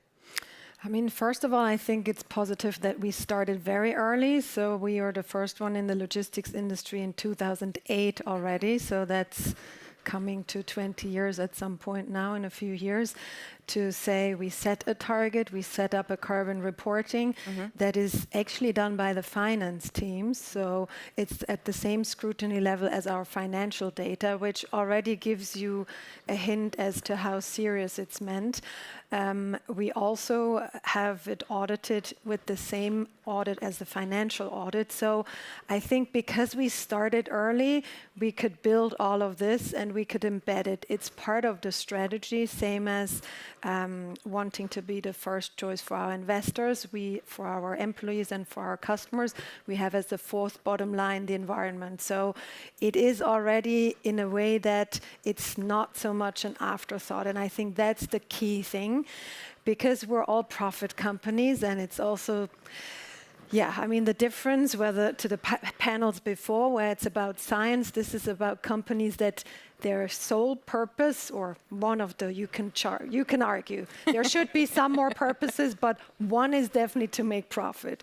So you have to find a way for a company to say, it cannot just be something we do as, so first we do profit, then we take part of that profit and we invest it a bit. I believe that works for some time, but not if you want to scale, not if you really want to decarbonize. That's not the way you should go. So you really have to find a way to embed it. And you mentioned we do, for instance, in the supply chain area of DHL, we do warehousing and transportation mainly. So warehousing, we're already coming to a target that we've set ourselves when we still thought it's a long way ago, but it's 2025. So that's now, and it's all our buildings being operated carbon neutrally, and we will achieve it. So naturally, then, if that's one part and the other is transport is now the one where we need to decarbonize. And I think also there, if I talk to people, or sometimes I see panel discussions like this, you see the one pilot with the one Mercedes hydrogen truck, and it's like, yay. And then you think, but how do you scale it? DHL operates 120,000 vehicles. So that one truck, no offense, which we do want to pilot, but we need to get from that one truck to the 100,000. And that, I think, is the key thing. one way how we do this is we made it easier for the countries to decarbonize. Previously, it was quite cumbersome. So you're someone negotiating with a customer. So let's pick one of the two and say we do the transportation for you. Then that person has to find, could we do this with an electric truck? Where it's driving? Is there infrastructure? How much does it cost, Anna? So what we did is we went through the main markets where we are. And we picked the main use cases. So for example, is it a small vehicle or a large vehicle needed? Does it drive long distance or short? Just to simplify it. And then we already put the available green technology that you can deploy there, and we will buy it. So when there's a buying decision and it's available there and it's affordable, so we define this threshold, then we mandate the countries to buy it already. Okay. So in your investment decision making, you have embedded the factor of technological choice, and you will choose the green alternative whenever it hits a certain yes, and when it's available. Hurdle rate, when it's available. So just to give you an example, because I said we have one vehicle from some type, in the delivery van segment that, for example, went very well. We have a good availability, so we already drive more than 40,000 electric delivery vans. If you live in Europe or you've seen DHL, I'm pretty sure you've seen an electric vehicle. So there we've shown that we can scale, and we need to do that for the trucks now as well. Okay, excellent. Ulf, how far are you in scaling zero carbon powertrains as well as sustainably built cars? Yes. If you have this question and only want to reflect what you are saying, I think very important is the KPI system to have in place to be clear, also for the suppliers, what we want and to steer them for a clear target. You know, that's very important, because otherwise you will have a lot of discussions, because sustainability is a new currency in the system, to be honest. And that's very important for all the engineers to handle with this new currency next to all the weight and or robustness and so on, so topics. So we have to find that. And to your question, we have this holistic approach, and we go very close through the supply chains with all the material topics. Steel, as Guido said, and aluminum, polymers, and batteries. And then we go through production logistics. 2022, they are green, so we have net carbon neutral in our production sites. And then, very important for us, lifetime is use phase for the customer, tank to wheel, and well to tank on tank to wheel. That means charging points with green electricity removal. That's very important, and that's very important. And the next topic is end of life. That means close the loop with circular economies, and also to bring secondary materials in the loop. Okay. For example, in the GLC, we have 4 times more secondary materials in place than we before. That's impressive, and that's in serious mode now. Yeah, that's serious scaling, and that's 50% of this recycled materials are 10 years ago, you would not have thought that possible, I guess. Yeah, the post-consumer recyclate. So that's an important topic, and then now we are driving the system. Yeah. Michael, talking about like transformation under difficult circumstances, we've of course read that there's some economic turmoil at ZF right now. How do you, in those circumstances, keep up the green transformation? Well, I mean, certainly as many companies in the overall automotive segment, we are going through a really tough economic time. And this means, of course, that like performance, cost reduction, deleveraging are really priority number 1 here. And this kind of necessarily means that as we started sustainability, we were like in the boardroom like every 2-3 weeks to discuss this. This is not happening anymore now. And I'm getting lots of questions. Why is sustainability not in the boardroom all the time anymore? Actually, I don't need this to be on the board, in the boardroom, in the board of management all the time. We have our clear strategy with the 2030 targets, reducing 80% scope 1 and 2, 40% scope 3. We have our 2040 climate neutrality target. We have broken these targets down into the business now. And now the job that we do as a management at ZF is we need to manage now this implementation and also manage the potential target conflicts which are there.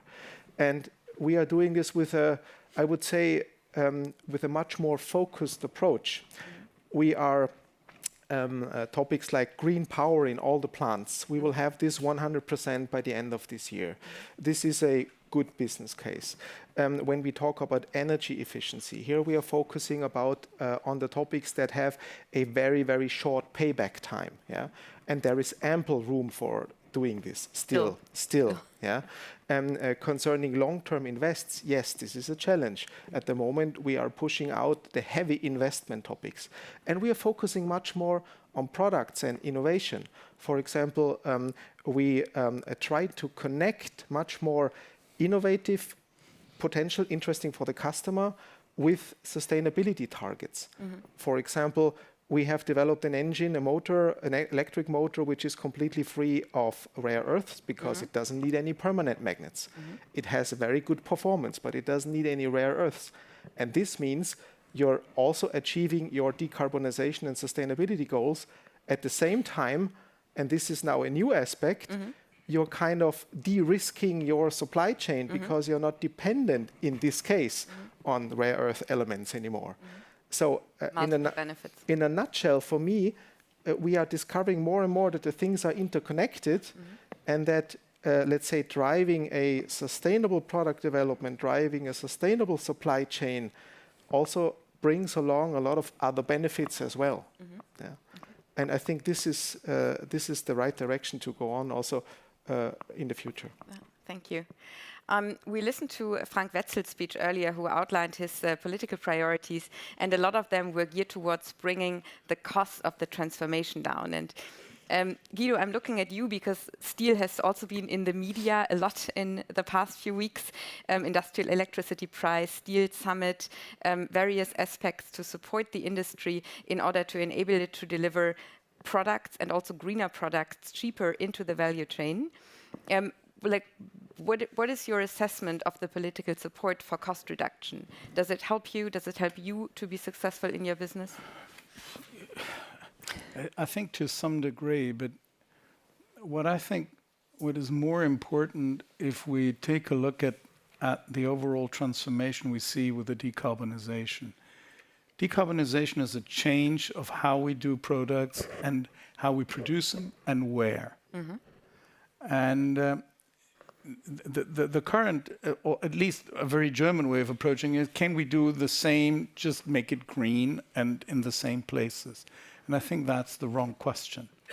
Change always means that things disappear, others come up, or you do them in a different way or somewhere else. The material mix of products we will use will be different. And the way to decarbonisation is electrification everywhere. We need to get out of fossil fuels. Now, then the question is, where can we produce it and where is it cost efficient? Because everybody wants to earn money. So we need to, and I would ask for more fair assessment of what can we do and what can we achieve here and what will not be doable. Because if we can't be competitive, we better skip it and do it somewhere else. And because things that cannot survive economically will not survive. You just throw money out of the window. And I think we're not fair enough to ourselves in this respect. I definitely believe that steel production, for example, can stay in Europe. But whether the raw iron production with the direct reduction and the hydrogen is better done here and invested here or somewhere where renewable energy is there and available instead of transporting all that electricity. We don't have the raw materials in any case. So this question of being independent is ridiculous. We never had energy enough and raw materials. So why not doing it where you have enough electricity available and cheaper? So to keep it affordable, I think we haven't asked ourselves this question. And we should better do so. I think value chains and supply chains will change, full stop. And what will happen will happen. So again, the nuance of a strategy and a plan to shift the trends or to form adapt the transformation. it and be open to the consequences. If things don't work anymore, stop them early enough. Don't throw money out of the window. Time is running fast. Maybe we can conclude with each of you from like one wish. What's one thing that you, that science, that politics, whoever you like, could do to support your transformation and to make it easier, faster, cheaper, more successful? Anybody wants to go first? What's your number one pain point, Katarina? I have a long list. So one thing, pick your number one. Yeah, I mean, we've talked about cost and how can we still do it. So, I mean, there are different ways how you could bring down the cost and make it definitely attractive. One is a framework that allows it. So if we don't look at the cost of investment, but we calculate the whole cost, because the moment we have the cost of investment, but it's decoupled from the cost of not doing anything, like the climate change impact, it's not paid by from the same pocket necessarily. So to find a framework that brings that closer together, because then, and that is the link to science, then it would actually be cheaper to do the green transformation than not to do anything. I think another thing how we can pull it, not to say, okay, then let's wait for frameworks, would be as a customer, if you show that with your purchase, you vote and you say, I'm choosing this over that, that would definitely help us. I mean, we've heard if we invest all of this, then the customer says, that's nice, but I'll go for the cheaper one. Over time, that doesn't really help you. So even if it's only 2%. So there is frameworks and regulations, there's customers, and then the last bit, and then it's 3, would be continue with the willingness to do this.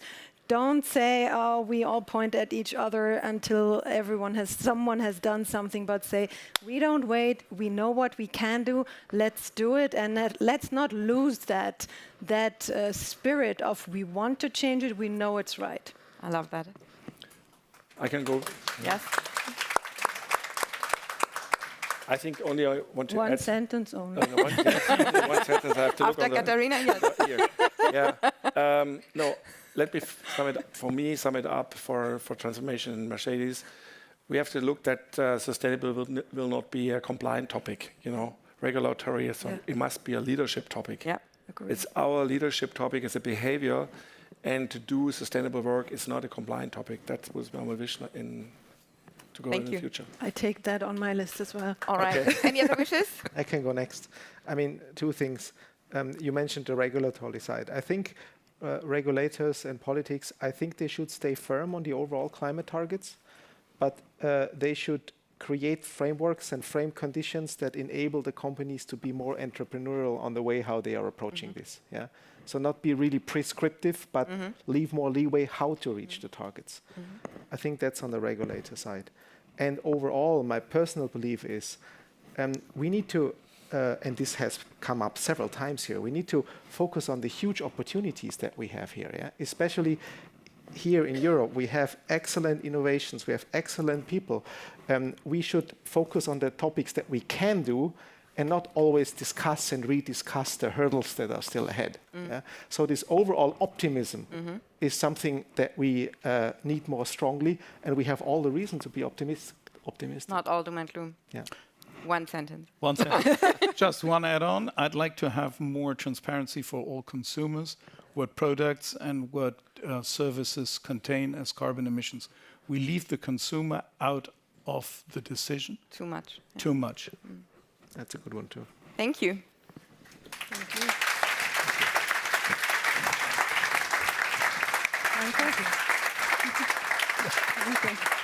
Danke. Welcome. Thank you, Connect. Tschüss. Brauchst du.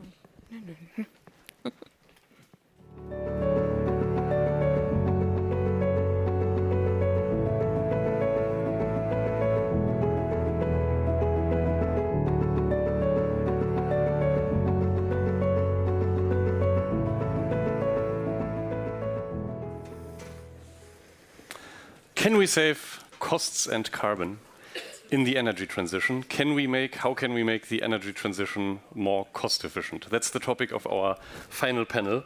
Before we start, let's maybe take a very quick stock of where we stand here in Germany, where we are one of the early movers, I would say, in the energy transition.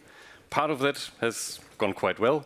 Emissions have gone down in the energy sector by about half since 1990. On the other side, things have not gone so well. costs have increased, as we've heard earlier, by around 70%.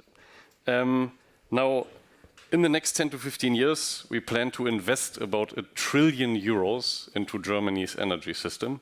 And the question whether we invest this efficiently or whether we don't will determine our energy costs for decades to come.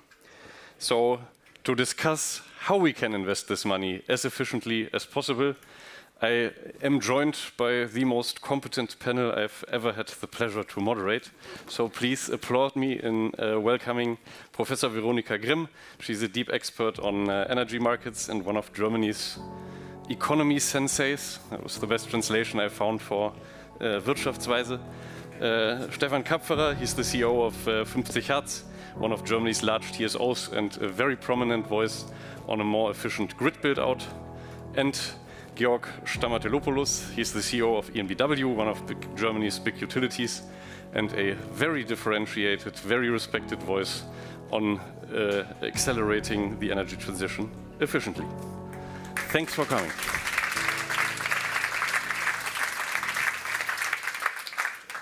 Thanks for being here.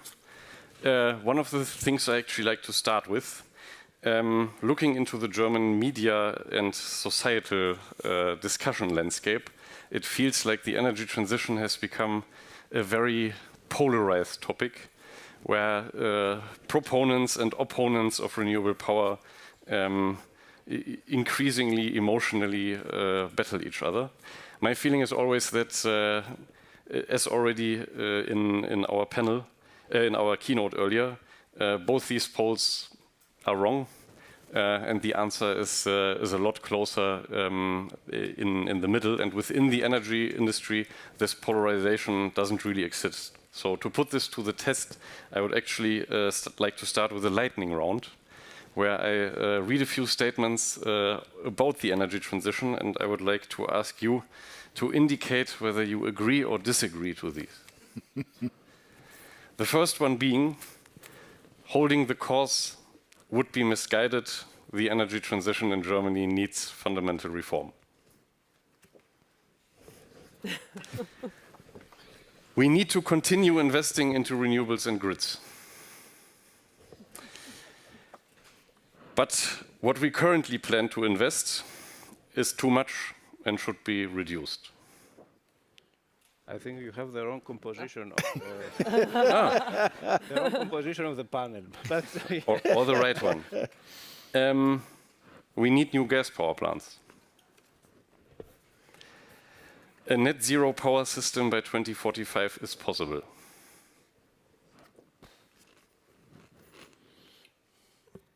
There we have it. It's possible without a significant increase in costs.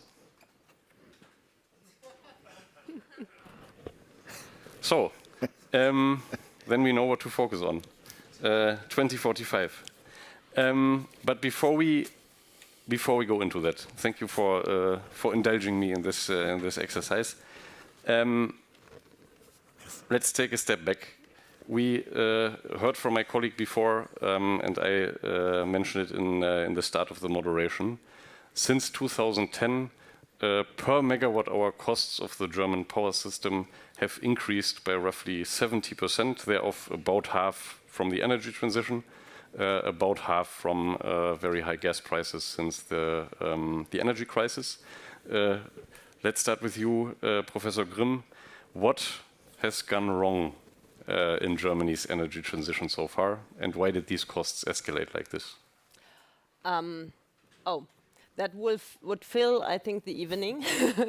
But I think overall, you can observe that, and that's why I put rather disagree on the 45 goal, that our institutions and the political economy is not ready to deliver this.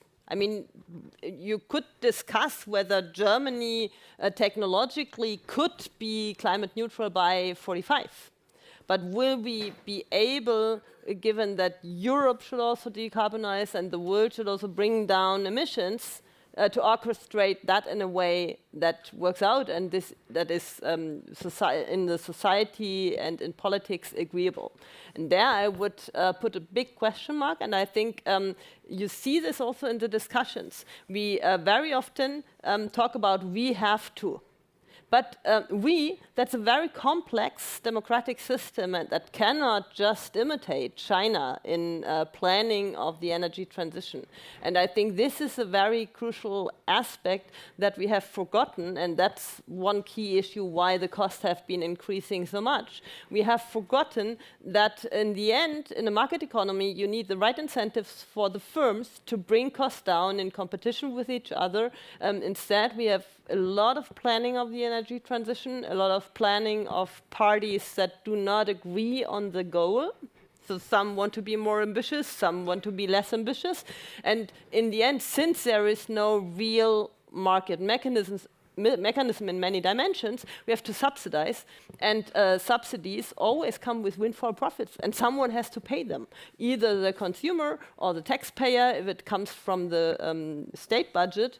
And this is a system that will not work out and that will drive the costs of the energy transition further up. So I think we need urgently to get the incentives right. Your two companies have been at the receiving end of not exactly linear steering of this transition. If we look across the last 15 years, there was a period when we accelerated renewables extremely quickly, at a time when they were still immensely expensive. Then we halted expansion to almost zero. Now we almost, I think, more than quadrupled expansion within a manner of 2-3 years again. You are a beneficiary of that on the one hand because your company builds renewables. On the other hand, you still advocate for doing this more measured and linear. What would, in your view, be required to steer this in a way that's not so cost escalating and that also integrates renewables better into the system? I think, first of all, it is not a shame to make a reform in such a long-term project. We have started with other prerequisites and with another environment, economic environment, social environment, and also another energy environment. And now we are at the point where renewables contribute 60% of the electricity generation in Germany, a number that was also for technicians like myself 10 years ago said to be not possible, that this will come like this. Nevertheless, we have different needs now with this 60%. One thing, I think it's crucial, and I am very glad that the new federal government in Germany has seen this, is to coordinate the development of the renewables with the development of the grids. It is maybe it's a speciality of my company, of EnBW, because we have both the grid business and the renewable business, that for us a good renewable project is not only a project where you have good wind, good area with payable amount of securing this area for a renewable project, but it is also a project where we have a good grid connection and where we can develop this project. But this is not standard in our business. Not everybody is thinking like this, and not everybody is acting like this. I can offer also a further example into this direction. We have the target in Germany, and there I tend to agree with Professor Grimm, who said rather disagree about 2045. If I see this specific target, we have today almost 10 gigawatt installed capacity for wind offshore. And the target for the year 2045 is 70. This is what we want to achieve. But there is a limit, approximately at 55 gigawatt, where the grid connection is becoming extremely expensive to link these new offshore wind farms, mainly in the Northern Sea, with the mainland of Germany.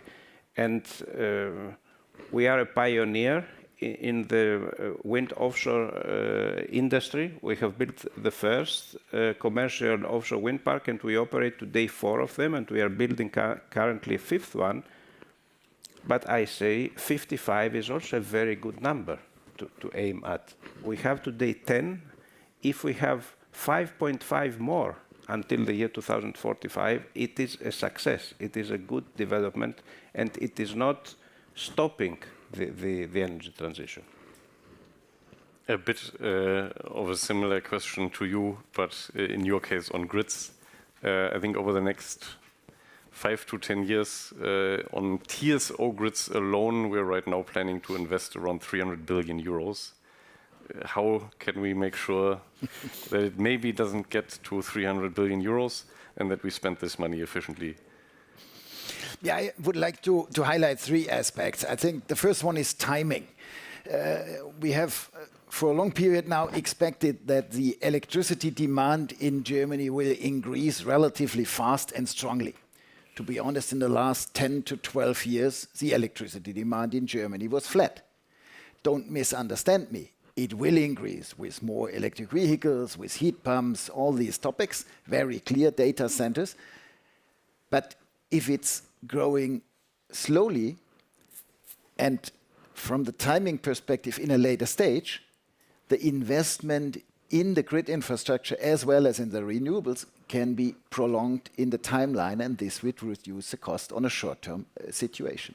Second remark, we need more courageous politicians. What we have seen, especially in the TSO business, is that politicians were mainly interested to mitigate the situation in the neighborhood of an infrastructure project. We all know that the reason that these big DC corridors from the north to the south are no longer overhead lines, these are cable projects. But cable projects are much more expensive. And the same with renewables and other things, that people looking at the local community, telling the local community, don't be concerned, you will have also additional revenues in your local community, it makes it much more expensive. And the last aspect from my perspective is that we also have to look at the fairness when we look at the fees paid by grid connection requests. Everybody knows if you are investing in an electrolyzer, and the electrolyzer is really not a business case at the moment, and you need a grid connection, you have to pay a construction fee to be grid connected. If you are investing in an onshore wind farm, it's different. You have not to pay for that. So there are several ideas from my perspective where we can have a more fair competition between the different aspects in the grid expansion, and at the same time, by the timing and the ways how we mitigate conflicts, reduce the costs in the future. Talking about grid connections, because you mentioned these right now, Germany right now has, I think last figure I checked was above 500 gigawatts in battery projects that would like to be connected to a grid somewhere. I don't know how much of these are in your grid areas. Most of them. Realistically, of course, the vast majority of these projects will never be built. On the other hand, they right now create quite a clog in processes.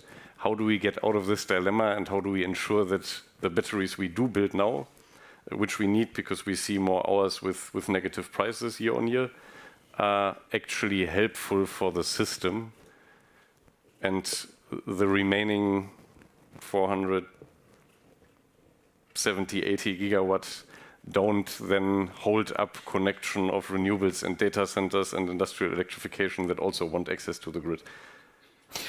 Yeah, at the moment the procedure is non-discriminatory, very clear, and the only way at the moment to do it in a non-discriminatory way is to do it in a way first come, first served. In our control area, and I just was joking that the most of them are in our control area, but it's true. 500 gigawatt, you mentioned it, and 250 of them are in the control area of 50 hertz, because in the eastern part of Germany, there is a lot more space as in Baden-Württemberg or in North Rhine-Westphalia. So many of these battery requests are in our control area. We have just this week confirmed for more than 11 gigawatt of grid connection requests for battery storage that they will be grid connected in the next 4 years. So there is a step forward, but we need now a system based on maturity of the project, of guarantees of financing, land ownership, to avoid that we work a lot of time with colleagues telling us they are interested in investing in a battery storage project and to be grid connected, and at the end the only interest is to sell then the grid connection to someone else in the future, which can happen, but which is not sure. So maturity, financing situation, land ownership, all these topics should be, from my perspective, the guiding topic and not the date of the letter you send to 50 Hertz. There was a question you all rather agreed to, but a bit provocatively, we're apparently building too many renewables. We have 500 gigawatt of battery projects that want to be connected to the grid. There was a huge debate about the plan of Germany's Ministry for the Economy to also build 20 gigawatts of gas power plants. Why do we still need these? I think we absolutely need them. We have now a situation where the system lacks flexibility. We do not have enough flexibility in the system in order to cope with the renewables. The renewables are weather-driven, we know them, we know this, and they are not connected with the demand, their generation. And we need what I call dispatchable capacity that is capable of producing electricity whenever the need is there, and the renewables cannot cover this. I hear also about batteries, that this can be a solution. Yes, and also my company invests in battery. Nevertheless, in terms of security of supply, the batteries are there for 2 days, maximum 3 days, and not more. The question is, what is going to happen? Who is going to charge the battery if we have the famous 14-day Dunkelflaute, sorry, I do not know the term in English, where we do not have wind and we do not have sun. And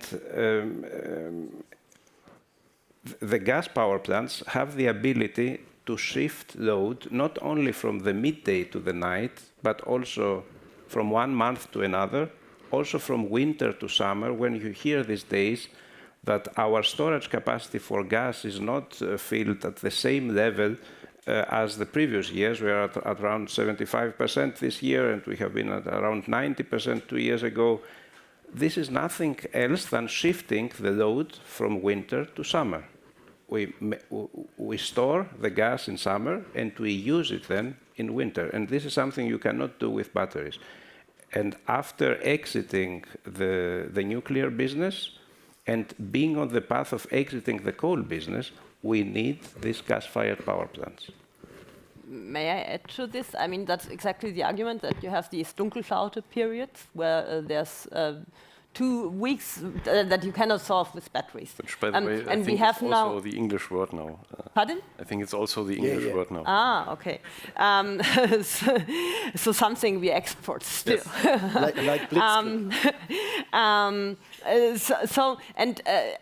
I think it's worthwhile to make clear what that means. It means that we need capacities that can satisfy demand in a time where there's no renewables. That's massive capacities that we need in the background. Now we plan to build them based on subsidies and almost never run them, many of them, which is quite inefficient.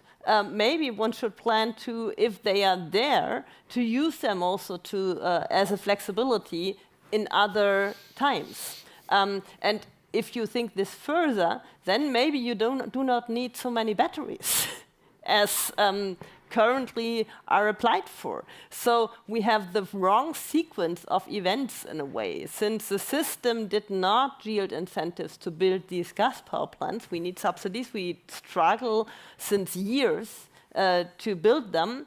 It will be very expensive also for the state because there's no incentive out of the market.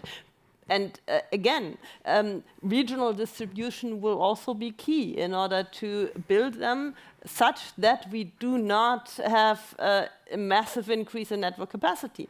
And these regional incentives are not there. So the crucial question is, are we brave enough in politics to discuss about regional electricity prices, which would have two effects, which would have incentive to build capacity at the right places, at the right locations, and which would yield much more incentives for flexibility because prices locally would fluctuate much more than in a uniform price system where prices level out across the whole country. So the incentives from the market to build capacities would be much higher.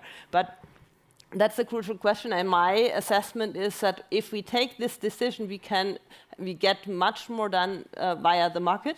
If you don't take this decision, we will have a very regulated framework where a central planner has to make a lot of decisions under rather incomplete information.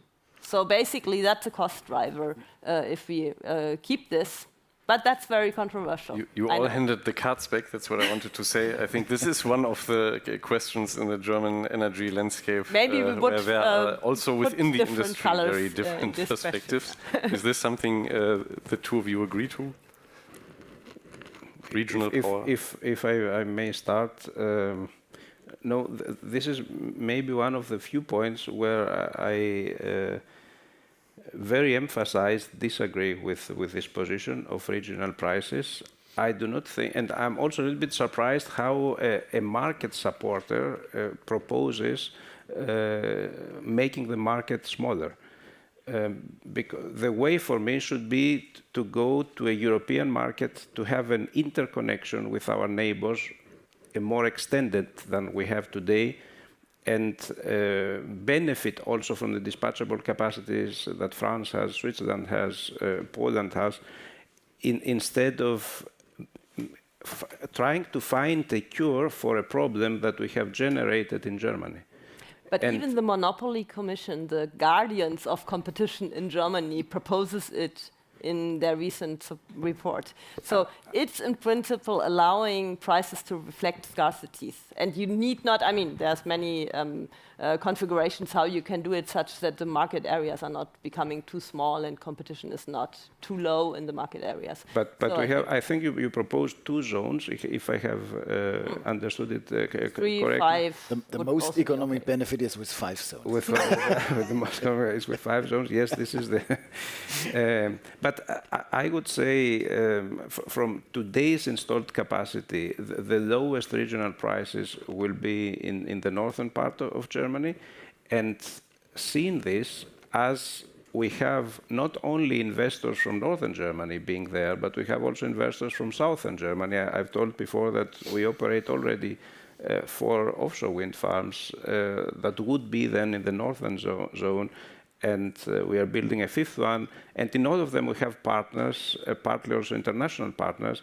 It would be a credibility issue for Germany to change the rules of the game and to have a much lower outcome of the investment as it was assumed in the beginning of these projects. I think this is one thing. And the other thing is that it is always a matter of time when these signals will pay out to develop the necessary dispatchable capacities in terms of gas-fired plants in the southern part of Germany. And it took us so long time to make the whole discussion with the European Union concerning the subsidies of these gas-fired power plants. I do not know if we have now more time to wait for a new system to come. And last but not least, sorry for this, we have the capacity market, which is a market mechanism. This is supposed also to come into force. It is said 2028, 2027. Good that we do not have a card to show here if we agree or disagree on this. Oh, allow me only one last remark, Jens. We have this 4 price zone model in Sweden, for example. Very low electricity prices in the north, a lot of hydropower and all these things, not a lot of demand, relatively high prices in the south of Sweden. But nobody in Sweden is interested, except of the people living in the south of Sweden, to change it, because they are protecting the low electricity prices in the northern part of Sweden. So Sweden is more complaining about the energy policy in Germany, telling people that Germany is guilty for high electricity prices in the southern part of Sweden, instead of investing in the grid infrastructure or generation capacities in the southern part of Sweden. So I'm not convinced that everything will be solved by the price zone plan. I think in Germany the south might be more in favor of the status quo. We started with affordability. One of the statements that you all disagree to was that we get to a net zero power system without significantly higher costs. Right now, we are building a system which, on a per megawatt hour basis, as I said, is getting more expensive. We're working against this problem by pushing an increasing volume of public money into the system, by co-financing renewables through the EEG-Umlage, now recently reducing power taxes for consumers, reducing the grid fees with public money. Earlier this week, the plan to introduce an industry power price was introduced. That would bring down electricity cost for Germany's most consuming companies. Is there a way out of this this ever-increasing push of public money into the system? Do you see a way how we can get out of giving ever more subsidies in there? And do you see a path on which we return to more competitive power prices without that? You look at me? I look at you. Maybe we can look at it from a little bit other perspective. If you look at the budget planning of the German government, they have these big additional debt spaces that they opened up, and they will use until 2029 650 billion of additional debt in the budget, and 29, the share of debt in the public budget will be 28.2%. If you look at it from the other perspective, if you look at social spending, defense, and interest payments, these three items are if you spend the money on these three items, then the whole revenue, except debt, is spent. The whole tax revenue and public fees. Everything else must be via additional debt. I think the problem solves itself. It will not be possible. It will just not be possible to continue this path, and somehow we will be forced to do it, because at some point, capital markets will not accommodate this anymore. So government bonds will just, there will just be a signal from the capital markets. And I think this is, I think, reality from the government budget side. Now, is there a way to get out of this? That's why I'm so much looking for strategies to just drive down costs in order by inducing more competition and making it more cost effective through that channel, because we somehow have to equilibrate things so that we not wake up suddenly and see we did a very bad planning.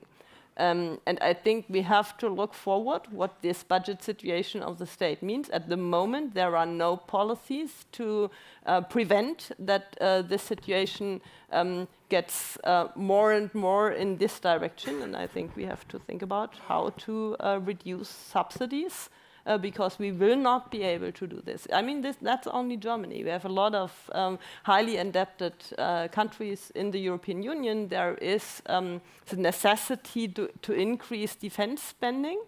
So we will not get out of this very quickly. So we will have to find a way.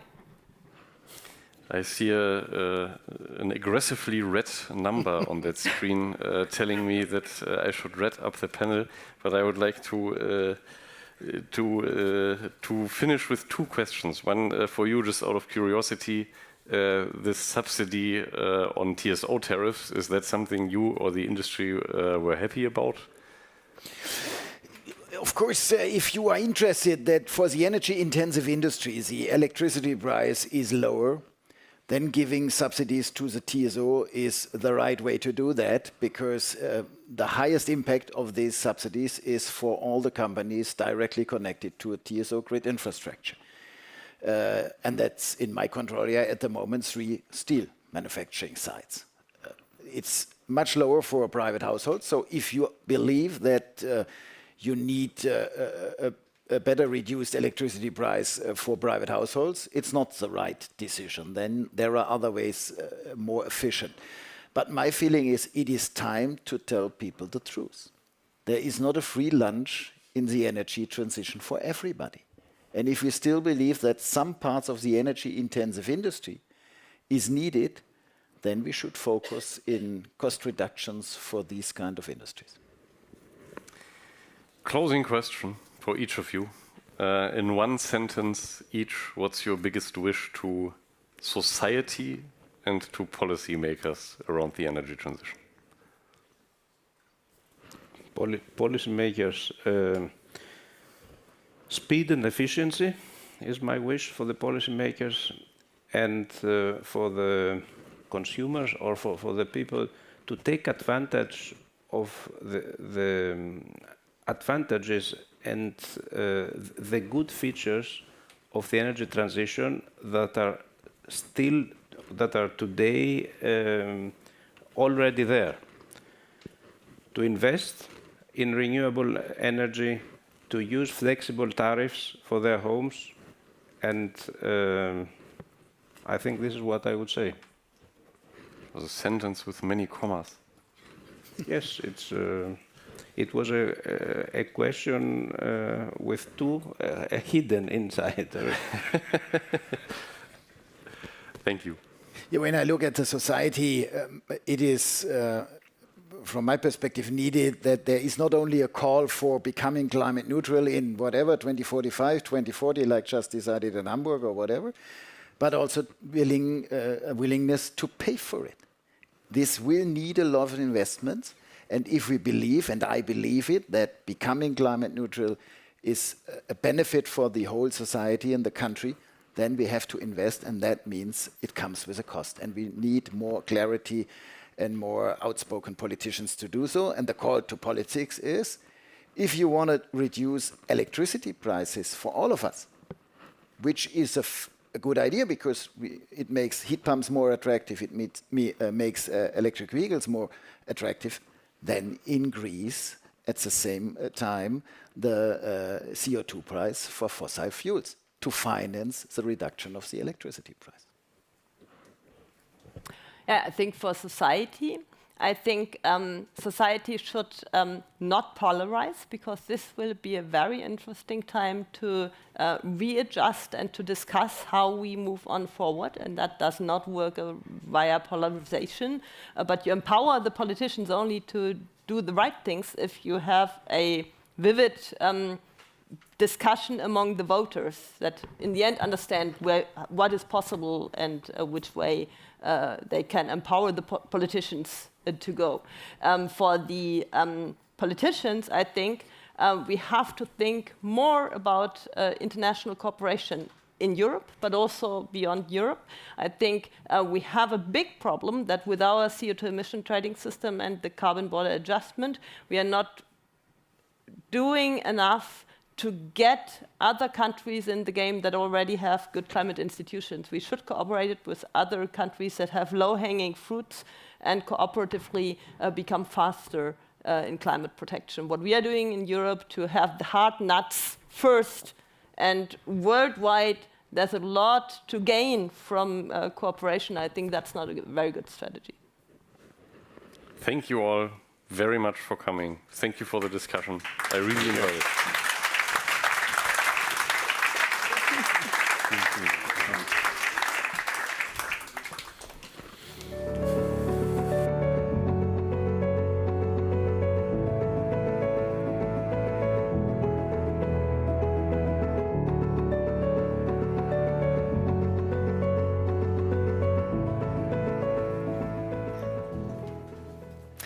we are nearing the end of our day today, but before we close, we actually want to look ahead, because it's been mentioned before, on Monday, COP30 is starting in Belém.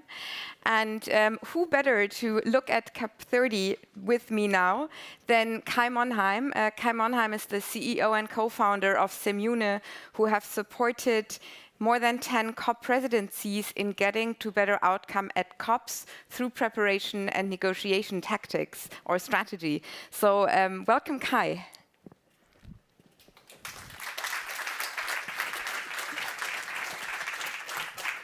Hi. Hey. Are you excited for Brazil already? Absolutely. Okay. Thank you for When having me. are you going? The team goes, and I'm Okay. trying to be a good voice from afar. Okay, I see. Very good. I mean, you should have some experience to do that. Kai, I want to start at the beginning of our session today.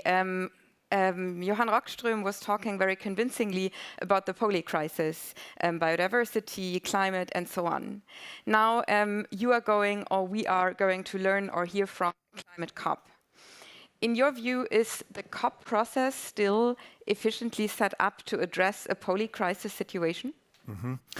I would say it no longer is. The COP processes are now 30 years old, starting in 1992.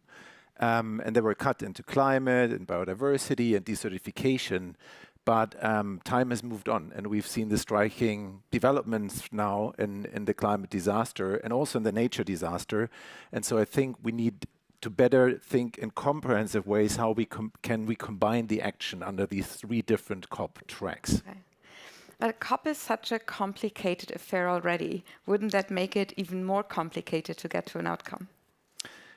Well, you cannot just add the three for sure. So there are many people now that are discussing that governance in innovation. How can we set it up in an efficient way and better integrate these COPs? But I can just simply tell you, we come back from Armenia just last week. Why Armenia? Because they are hosting the next biodiversity COP in a year from now. And we're sitting with the Minister of the Environment, and the one thing I can tell you is it's not really connected as a process. They don't even think about the strategic connection. But Johan Rockström told all of us the climate disaster is equally a nature disaster. Yeah. You can save the climate, but have a dead nature. Okay, very convincing. So let's look at Belém. What results are you hoping for? Well, I'm typically an eternal optimist, otherwise I wouldn't sit here, and I guess you wouldn't either, in the audience. And I have to say, starting with the good news, the Brazilian presidency is probably the most experienced in terms of climate processes we've had for years. I mean, Azerbaijan, we probably don't even want to comment on, but even UAE was very high aspirational, but the Brazilians really know what they do. COP President do Lago, I would say, is someone where we are in good hands. We've supported them this summer with sort of a good strategy for the COP, so I'm quite hopeful on that front. Okay. How worried are you that the US isn't really going as a full delegation? Will that weigh down the process? It will for sure. I think what we've seen under the first Trump administration, because we had the problem before, the US under Trump at a COP, they were very passive. So it was basically a policy of an empty chair, which didn't hurt too much. At the same time, we've now seen in other multilateral negotiation processes that Trump actually changed strategy. So what the US started doing was actually proactively boycotting and sabotaging, like he's doing in other processes as well. Yeah. But equally so now, it was at the International Maritime Organization negotiation. So I think that's a danger we all have to be aware of. Okay. And so you're fearing for that next week, that's happening? I definitely do fear for that, but I also fear for something else, if I may. Yes. Because you were asking for the outcomes. There are two main outcomes that we really need to act on. The first is, I guess you've all seen the emission gap report by UNEP recently, and the emission gap is gigantic. Yeah. The action we have seen, even from businesses today, it's wonderful that they do it, but it's by no means enough. We are on the way to disaster, quote Johan Rockström 2 hours ago. So we need to change gears. So this COP needs to address the emission gap. That's one. And the second is, we spoke about money probably 50% of the time. It's a BCG session. And it's about the economy. But the big question is, transformation doesn't come for free. And the COP last year made a promise of 1.3 trillion in climate financing. Please don't ask me how much is on the way. Very, very almost nothing. little. If we don't get climate finance into action, there will be no action. Yeah, very good. And as a negotiation and COP expert, what are the things that COP presidencies can do in order to ensure such outcomes? Well, it all starts like in any other negotiation that we probably know from home or business. It starts with a solid foundation of trust. So a presidency really needs to reach out also to difficult players. If you think at past COPs, where in the last night, all of a sudden, India is raising the flag, for instance, or other countries, and they didn't even tell the presidency before that they would. And that is the risk, that you have a complete COP crash in the very last hour. Without knowing about it. Without knowing about it. So building that trust, reaching out to countries worldwide, is also something that we have been helping governments to do for the last 10 years with our NGO. Okay, interesting. In the previous chancellor in Germany, Olaf Scholz, set up the Klimaclub. I think with the idea that a few countries that are more ambitious in their climate strategies should get together in a smaller club and accelerate climate action. Is that, in your view, a good strategy, or does that then destabilize the open communication that you're describing as being important for COP outcomes? At one side, I would say every action counts. So if we can make progress in other fora, that's all good and fine. But at the same time, let's not be naive. I mean, we've heard 2 hours of presentations. We're facing a global crisis/catastrophe. You need the whole world to solve that. You need 200 countries in a working platform. And the only platform we have is what you call the COPs or the UN. Overarchingly. So I think we need to make sure one thing, that we have a working multilateral platform. It's the only forum where countries can actually talk to each other in a constructive way. Yeah. And what can private actors do? Like as companies, there's many companies at COP typically. What can they do to make the negotiations or the entire process also around it more successful? I think that's the most important question of all. Science has done the job. You can't be more clearer than science. Young people have done the job. Fridays for Future. They have been on the street. Who has not delivered? Politics has tried, some, but it wasn't enough. And we heard in the previous panel, there's a political momentum lacking for more speed and for more efficient action. So where can politics get help from? From business leaders, from a united strategy of business leaders. And I don't see that happening at the moment. Okay.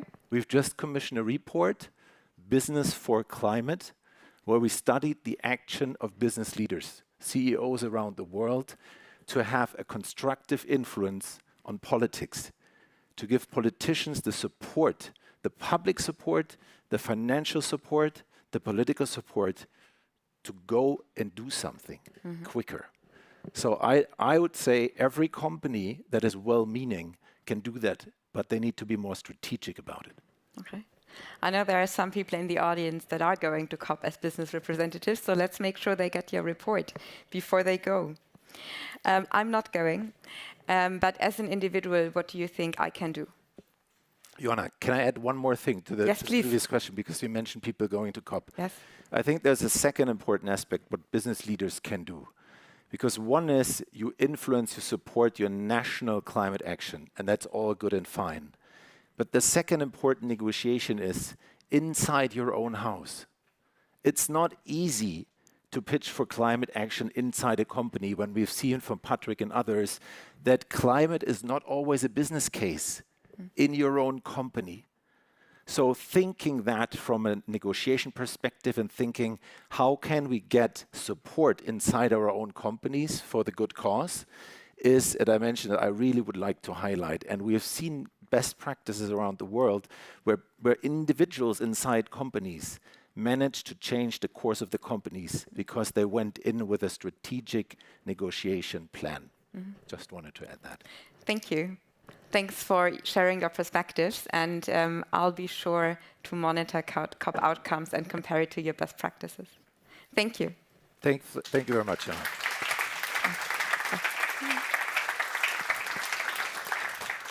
So with this, we are now really at the end of our afternoon, 3 action-packed hours. I'm welcoming back Michael, who's had the privileged position to sit there, monitor, observe, take notes, sometimes react to what he was hearing. Active listener. Active listener, totally. I saw many active listening skills there.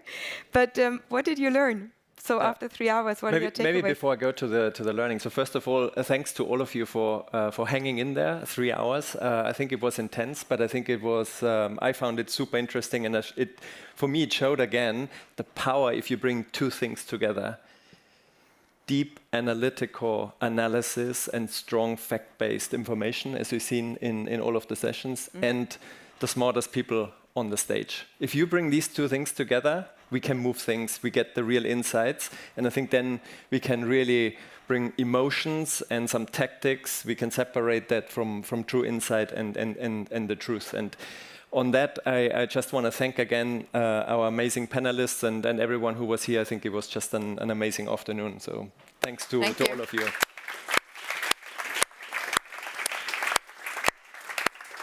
And maybe to my takeaways, and I know we're past 6, so we'll be super fast. For me, the most important thing is and I think Professor Rockström said it when he was challenged at the beginning. So you gave us all these tough numbers, you gave us all this tough news. What are a couple of the positive things that we take away? And I want to focus on glass half full now for this afternoon. We asked first the question, is it back to square zero? I don't think we are back to square zero. There are so many facts that show we have actually accelerated, and we are a lot further than we were a couple of years back, and we're not falling back into the same trap. What were for me the most positive thing? One, I think it shows that we are actually bending the curve on temperature rising. For me, this was probably one of the most positive data-backed insights that we saw in the presentation. I think Patrick and Jens were showing it. There are business cases out there, right? Quite often we hear the excuse, there are no business cases, hence we don't do it, and we shy away. There are business cases, there are technologies. We have the technologies to do it, right? In most of the cases. That was for me the second one. And the third one was, when we listened also to some of the panels, I mean, the key takeaway was the science is done, and Kai, you said it as well, right? The science is done, but now it comes to behavioral change. And behavioral change is ultimately a topic of leadership. And I think that now is time for leadership, not just in climate technology, but overall in technology and taking on ownership, I think in our companies, in our countries. I think the same holds true for Europe. I really liked this speak to, okay, now it's time. And I think it was Nobel laureate Brian Schmidt when he said, now it's time for Europe to take its role and take a leadership role. And for me, this summarizes the afternoon. Let's not be passive. Let's really act on this. And the data shows it's not too late. Thanks for being here. Thank you.